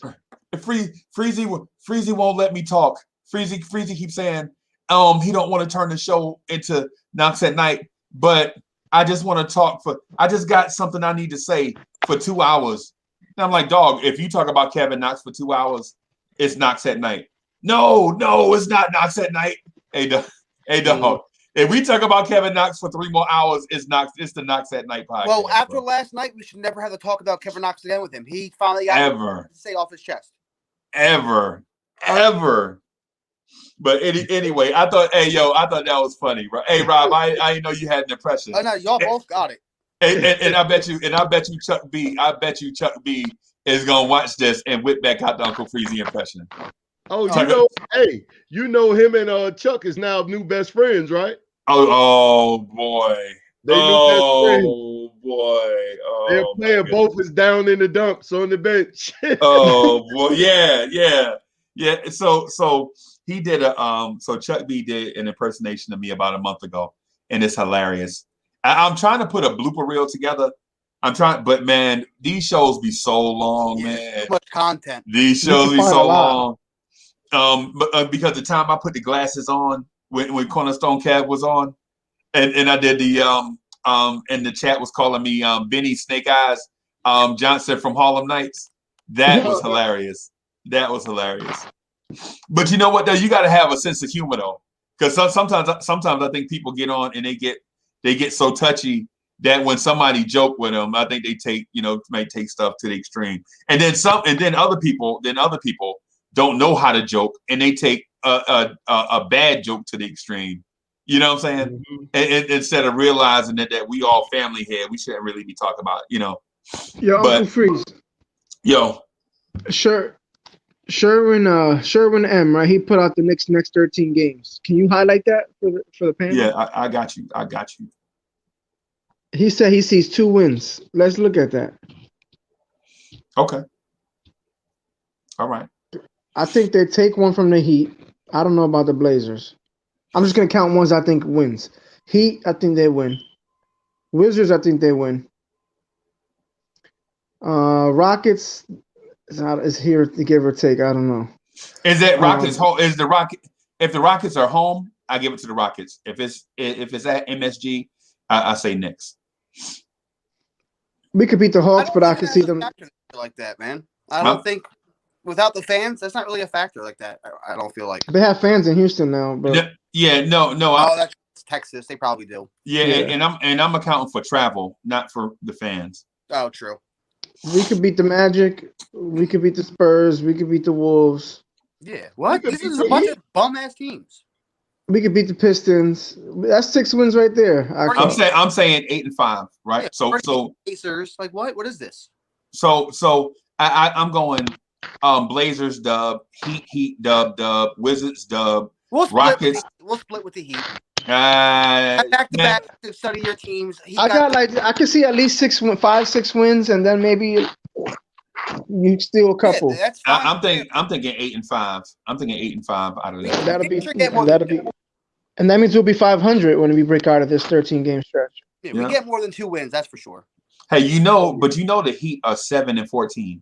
Yeah, but they also had a lot of early games without Tyler Hero, without Jimmy Butler. Yeah, there's a lot of games. They had a few games without Bam. Yeah. You know they're 4 and 11 in the conference. Yeah. Oh, that was beautiful. But yeah, I don't mean it's the early season. They missed a bunch of guys. I'm not buying into it. Oh, okay. All right. So they're 3 and 7 in their last 10 games. That's gonna turn. Yeah, but how many games since Tyler Hero and Jimmy Butler been back? Because it hasn't been 10 games since they've been back. Right. Okay. So they're struggling though. Yeah. I just don't, to be honest with you, and I know this is gonna be controversial, but we say controversial stuff on this joint, so it don't matter. But I think the Heat are vastly overrated. I honestly agree. I honestly thought that their run to the finals was like everything going. They got everything with their way. Yep. Y'all remember everything. You remember the '99 Knicks? How in '99 everything went our way. Yep. I mean, except for the finals. Except for the finals. But just like the Heat, right? But everything went their way last year. And I think now I think that hangover is, that the hangover that you get when you go and lose. Yeah, it's real. Yeah. Y'all see what happened to the LA Rams? Remember how good the LA Rams looked before they made it to the Super Bowl? and they went to the Super Bowl and lost. Well, And then you can credit that to Todd Gurley falling off a cliff. yeah. So I mean, But I get. hey, so Chuck B is in the chat. Chuck B says 3-10. Tell him to come on. So wait, how wrong was he last time? So that means we win at least. Oh man, he stayed wrong. He stayed wrong. When Chuck say 3-10, you go 10-3. That'd be tough if we go 10-3. Yeah, but if he said 3-10, you just go the other way. Send the link, Freeze. Right, come on, Chuck. Come on and talk. I see the Blazers, one of the Heats, the Wizards, the Hawks, the Magic, one of the Spurs, Timberwolves, Warriors coming to MSG. That's gonna be a tough one right there. Right, they playing good now. The Pistons. So yeah, I see 7 and 6. 7 wins. Yeah, 7 to 8. Yeah, 7 to 8 wins. Yeah, I agree. I think that Blazers game. I think that Blazers game is gonna be the one where we are gonna try to stomp the yard, because the Blazers did something to us that was that we took personal, right? You remember that big lead Portland had on us in Portland, and we came we came all Lost the way back. 3. Right, we came back. Right, and we came all the way back, and they stole that game from us because the referee called that whack call on Randle. Oh, remember that? The bad, and it should have been a foul for Randle and ball and the free throws and the ball and the ball. Yep. And if you count all the free throws made, that give us a 1-point lead. Yep. And the referee said at the end of the game that it was a mistake. I'm sorry. No, if you count all the fouls, all the free throws, it's a tie game. But we have the ball. So Portland got something personal coming to them Saturday afternoon. You know what I'm saying? They because we know we should have beat them, because they did everything in their power to try to get away from us, and time ran out on us. You know what I'm saying? And they got a phantom call. Did Dame sit tonight because of a back-to-back, or was he out? I'm sorry, say that again. Did Dame sit because it was a back-to-back, or was he out tonight? Oh, I don't know. He didn't play tonight, so I don't know. Is he playing versus us? You said Lillard didn't play tonight, yeah. Yeah, so is he playing versus us, or was it just because it was a back-to-back for them? I don't know. I don't know, and the reason why I don't know is because they just played tonight. Oh no, he got that wrong. After Golden State, we got the Kings. Okay. We got all of those are home games. From the Spurs, the Timberwolves, the Warriors, the Kings, the Pacers. That's all at MSG. Yeah, and then you know what? Then it's the Kings. Then the Kings. Yeah. Then the Kings and the Pacers, all at MSG. Hey, and we got something for the Kings too. I think we got something that we want to show. Yeah, show the Kings too. We went in that game on a win streak, and they just shut it down, man. So that's 14 games, right, Rob? Yeah, well, I could go to 15. I can, yeah. So go ahead, man. After the Pistons, we have the Spurs again. And then that's it. That's the Spurs. They'll go right there to the Spurs. Okay, that's away. But our first game with the Spurs is at the MSG. We got like 6 or 7 of those at the crib. Hey, you know what else? I want to say something else to y'all, man, and y'all might not know this, but the Knicks out of their first 23 games. They're better the Knicks played 14 games on the road and 9 games at home. 10 of the next 13 is at MSG. Good. Yeah. Good. But they're better on the road. They've been better on the road. They haven't been winning at home. It's about even. They got to even them out. Yeah, because we 4-5. We 4-5 at home and 6-8 on the road. Yeah, about a game. Yeah. I think that has more to do with travel than it does. You know, there's no fans in any of the places we go visit, so it's not like fans are intimidating them. I think it's more of the travel schedule that has and the back-to-back. But to play 5 straight games at home is good. You go to your car to your crib. Right. Damn, Blazers beat the Sixers with no Lillard and no McCollum by 20. They had vintage Melo tonight. Oh, Simmons didn't play either. Yeah. They had Embiid though, didn't they? Yeah, Embiid Embiid probably murdered them too. Yeah, he balled. Yeah, Embiid, Embiid probably murdered them. Hey, and the one thing about Joel Embiid is when he played against a lesser big man, he'd be out there. He'd be out there yawning like, yeah, I'm gonna just put up 18 and 10. But then you put Jokic in front of him, and my man be like trying to go off for like 38, 20, and 7. And you're like, yo, why you don't play like this every night, dude? I mean, that's Ben Simmons' beef with you. Is that you like Shaq? You only like playing against Elijah Wan and Robinson. You know what I'm saying? When you playing against Chris Dudley, you like, I'm gonna just go out here and get me, 21 and 11, and foul out real quick so I can ice my knees. But then when Elijah Wan out here, you trying to go for 40, 22 rebounds and 7 assists. But like, why you always got something to prove against the big guys? Well, I mean, what's the deal?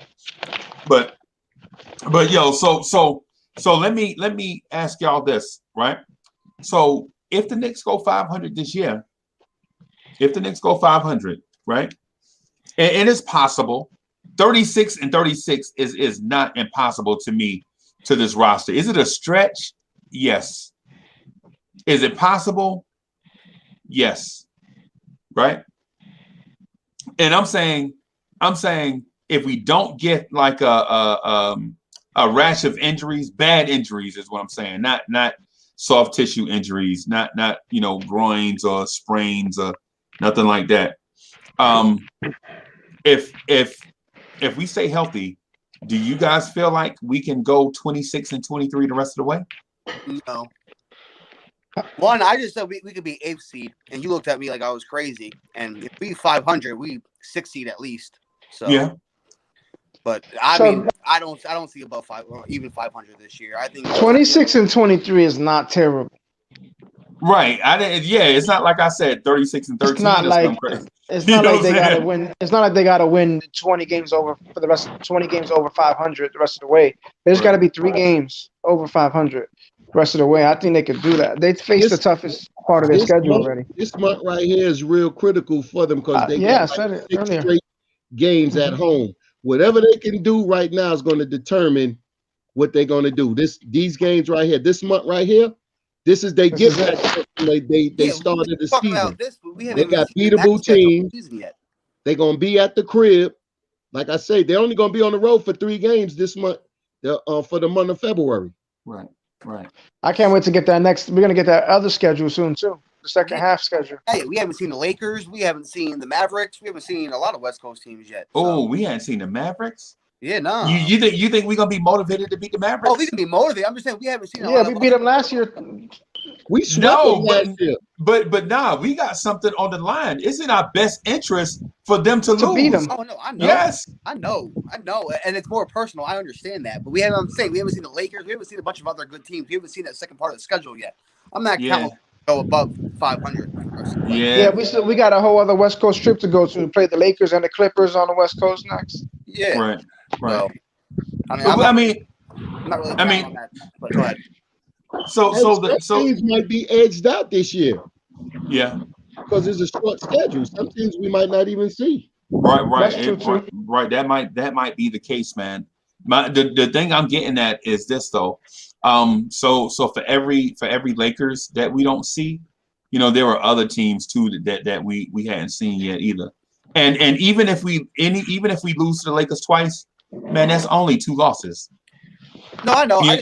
That's to go above 500 the rest of the way. But I just don't. Yeah. But I'm not saying it's bad. I just don't see that. Well, the thing. My thinking is this. I think it's very important for our young players to experience high leverage basketball games. For sure. Right. Because it developed in an empty gym with like 7 to 8 coaches and 10 or 12 assistants and a medical staff. And in perfect conditions, what I'm saying, when you can break when you want is one thing, right? Mm-hmm. But playing for your playoff life is another. When that shot you take in the empty gym, rims out is nothing because your ball boy is gonna get the rebound and kick it back out to you so you can take another shot, right? But in a game that determines if your season is over, you know what I'm saying? You take that shot, it means something. You know what I'm saying? And it doesn't just resonate in that moment, it resonates forever. Because are you advocating for the guys we won't mention right now to play right now? Are you advocating that these minutes are important for RJ and IQ?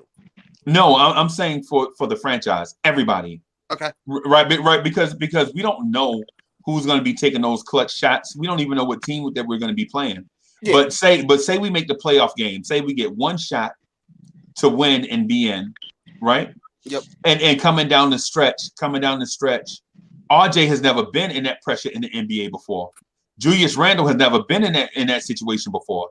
Now, when you put Julius Randle in that situation, and say Julius Randle goes off for 13 points in the fourth quarter and help us knock off the top seed. Say knock off the top seed, and then we live to play again.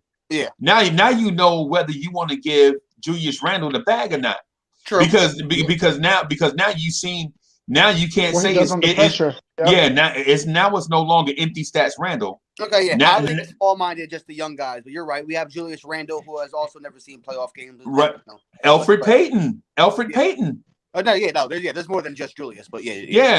Elfrid Payton. Now you know what can Mitchell Robinson stay out of foul trouble in a playoff scenario? Oh man, yeah.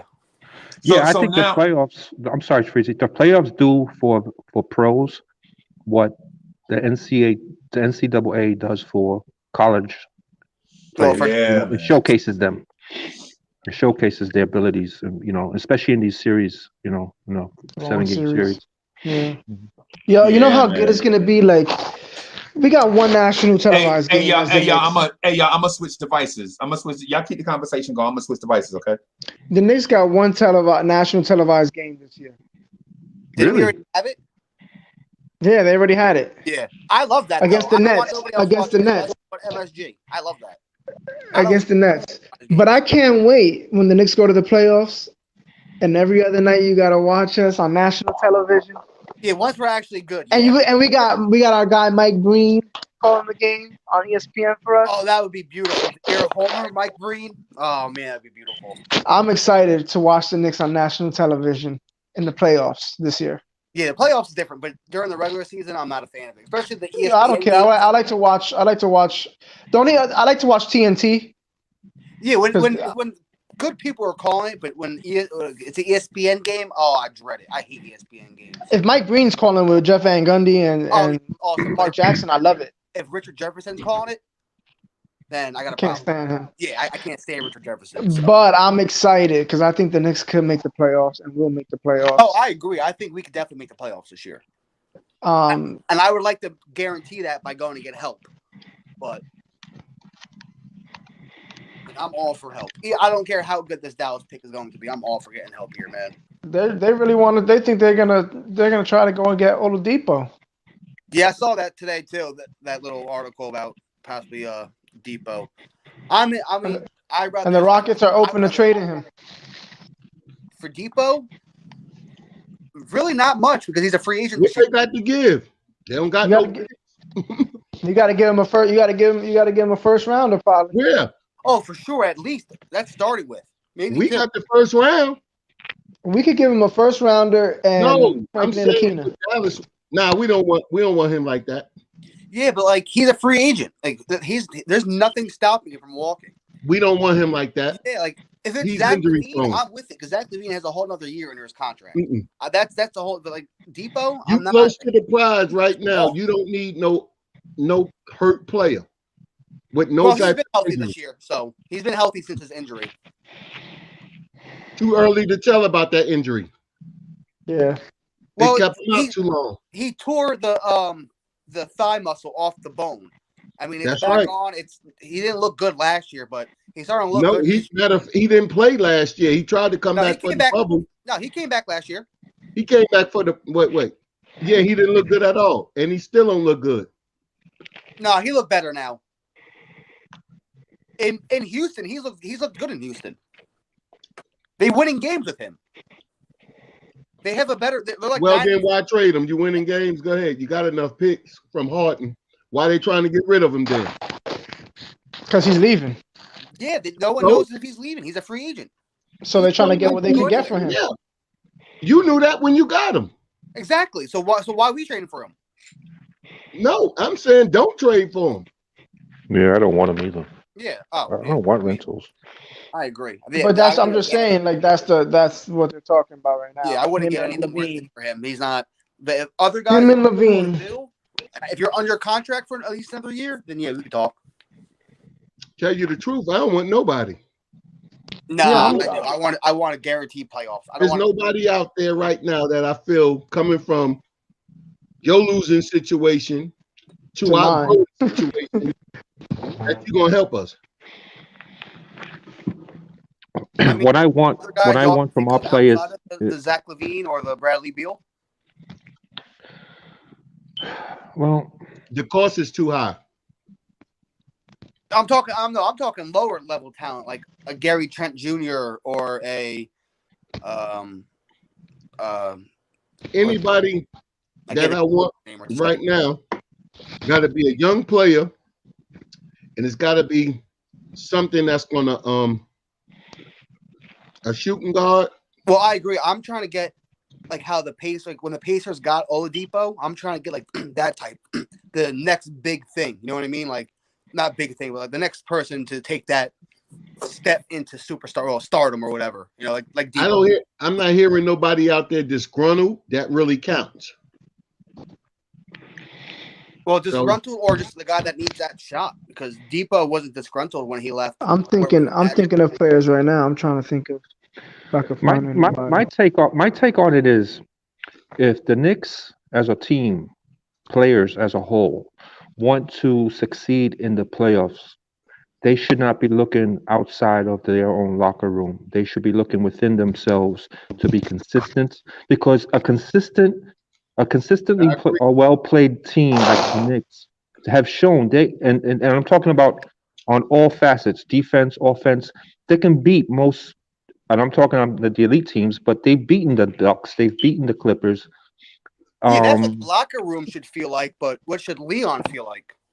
Because I don't think Leon. Everyone says we got this development staff and all this. I don't think Leon really is here for the development. Like, yeah, he's going to do it, and that's obviously a part of running an NBA franchise.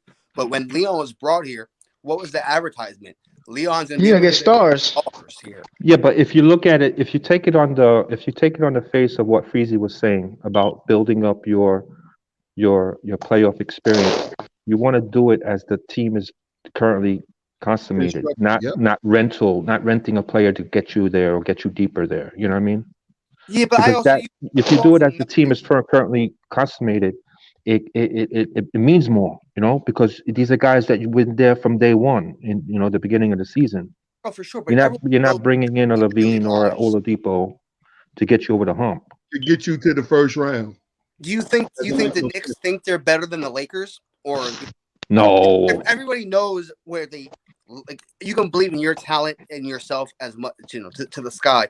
But there's only at the end of the day how good your team is compared to the rest of the teams in the NBA. Yeah, but see, when you got a team that's still developing, it's a different look because we don't know what we have. We know what we're looking at right now, but as the game plays and chemistry is real, chemistry is a thing. And we're finally building some. You know what I'm saying? These players playing together, even though it was in a dismal situation last year, you still got the same players that went through it together. That means you don't want to just bring in somebody. You don't want to bring into somebody that's going to get you to the first round in the playoffs and you win one game and you done gave up three draft picks for this guy that's going to walk. You don't want to do that. You don't want to do that. Yeah, but you also know you need to add talent at the end of the day. And do you sit around and hope that we finally someone finally becomes a star, or do you finally and how do I say this? Do you hope that someone finally becomes a star and takes us to the playoffs, or do you hope that one of our young players gets to show that he's taking that next step while he's already in the playoffs and helping his veteran his leaders take? I have a question. I have a player Oh. that like Buddy Hield. I love No. Buddy Hield and I would take him, but a lot of Knicks fans are against. You know what?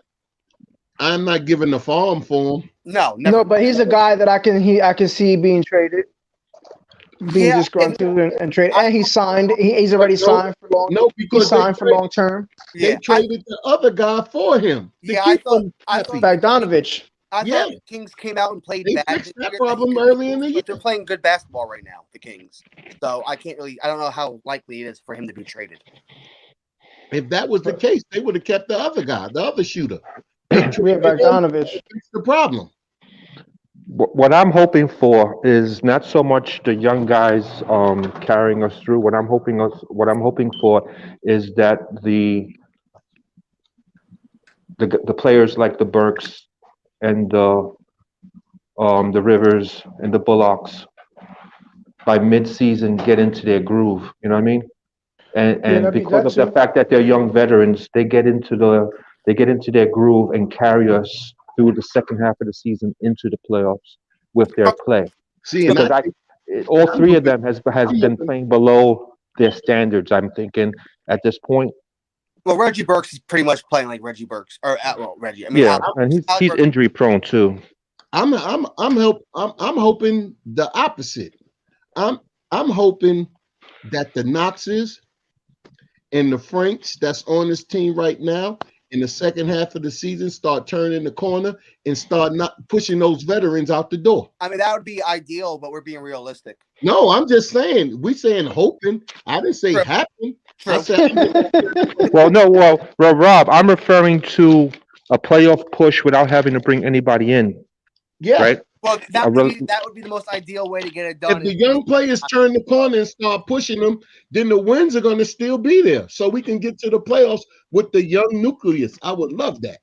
Well, we're going to need the Knoxes and the Franks off our bench if we want to go anywhere near the playoffs.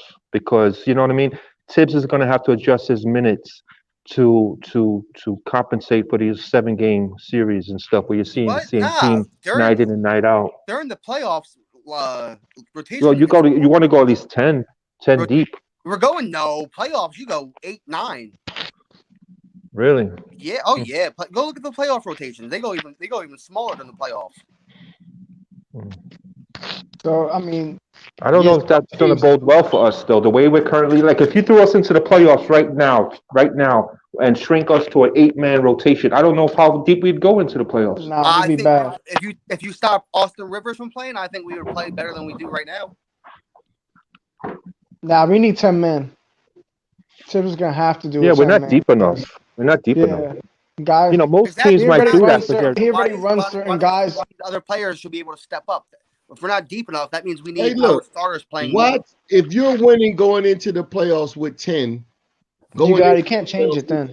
Yeah, why would you change? Why would you? I'm just saying, if you go look at all these teams and their playoff rotation, they're usually shorter than their regular. Yeah, because those are high salary teams. They're playing their money, but us getting in, it ain't no money involved. You can still play the rotation. Yeah, but the players we're paying aren't good. So why would you want to play Austin Rivers more minutes in the playoffs? Why would you want to play any of these guys more? Well, you would want to play RJ Barrett. No. Austin Rivers will most definitely play in the playoffs because he's one of the ones that have playoff experience. Yeah, he got the playoffs in his belt. Well, I mean, who would you rather play? Austin Rivers, Reggie Bullock, Alec Burks, or RJ Barrett? We gonna play who got us there. Out of those 4, which one would you cut down to give minutes to? Hey, look, Alec Burks. I'll cut Alec Burks minutes over Austin Rivers. What? Our best shooter? He's shooting 47. Hey, look, he's not proven in the playoffs. Alec Burks. I saw Austin Rivers put up a 40 piece in the playoffs. Austin put up a 40 ball in the playoffs. Yeah. I mean, I hear you, but you don't go there. About Burks. You can play Burks at 2 different positions. Yeah, I would rather play Austin Rivers over Alec Burks. I mean, Alec Burks over Austin Rivers for sure, and I would play Reggie Bullock over Austin Rivers for sure. I would not play Reggie Bullock over. Reggie's giving you defense. Austin plays defense. Austin Rivers is horrible. And I trust Austin Rivers scoring more than I would play Reggie Bullock or Burks over Rivers in the playoffs. Me either. It won't happen. This man, these guys never played in the It playoffs. would probably be Reggie Bullock sitting. Look, It wouldn't they be never Austin. played in the playoffs. I can't see it being your best 3-point shooter in Alec Burks. And this whole Hey, look. conversation is to get Hey, RJ to look. play in the playoffs. So you can't. What you do can't they? What Barkley say about the playoffs? Buttholes get tight. You know, stomach start hurting. People start missing shots. You want to go with somebody that been there over anything. Okay, so does Experience. that mean RJ Barrett sits? No, but No. that's different. He's your At all. he's your but that's different. You're talking about role players. Role player wise, I'm taking the guy that's been there. He's But not. they've all been in the playoffs. These Quickly three. ain't All sitting. three of these players have been in the playoffs. You say what? All three of them have been in the playoffs. Reggie Bullock, Alex Yeah, Burks, but- and Austin Rivers have all been in the playoffs. Yeah, but Alex Burks in But they Utah haven't wasn't. performed like Rivers did. No, Yeah. he had because he had one 40-point performance. No, he's No, played well. no, He's played well. No. Hey, look, he came in when Chris Paul couldn't play. He managed. He won a game. In LA, and he Did did win the a same thing in series? Houston. Did he win a series? No, but neither did Alec Burks and Reggie Bullock. He was a part. He played in the Western Conference Finals. They won series. Mm-hmm. I just know I don't. I just look at it as I would rather. I don't want the ball in Austin Rivers' hands. I'd rather have the ball in RJ or Julius' hands, kicking it out to Reggie Bullock. Not Reggie Bullock, because if Reggie Bullock's not shooting and hitting the three, he's not gonna dribble and try to lay it up. He's not gonna try to get contact in the hole. Reggie, at least Austin Rivers, he's gonna take it to the basket. I know. He's gonna try to get contact. I know. And he Austin plays does some well. defense. I just hate Austin Rivers right now because he's played like shit. Okay, well then that's a personal problem. Yeah, you gotta let that go. No, I know. That's a personal problem. Buzz. I'm letting you guys know right now. Most of my arguments are just to be, devil's advocate, keep the convo going. Buds. If you don't like the man. Buds, if the Knicks go to the playoffs, bro, that means that these guys have stepped up. Oh, for sure, 100%. That's the only way that the Knicks are going to the playoffs, if these guys step up. So if we get to the playoffs, then we got to think, okay, you know what? Now we got to trust these guys. They got us here. Because you know who's going to be abysmal in the playoffs? Is probably Elfrid Payton, because shooting matters in the playoffs. You got to make those shots, and we've seen what he does. Because when the ball gets stuck to him in the corner when it's moving well, and he shoots, he might turn the playoff Rondo. He might turn the playoff Rondo, start hitting shots in the playoffs. I pray for it. Hey, but look, fellas, I got to make moves. I got to go to work in a few, even though it's at home today. But I'm gonna have to get right back on this, so I'm gonna have to shut it down. Yeah. All right, Rob. All right, y'all. Peace out, fellas. I'll see you tomorrow. All right, Rob. All right, see you tomorrow.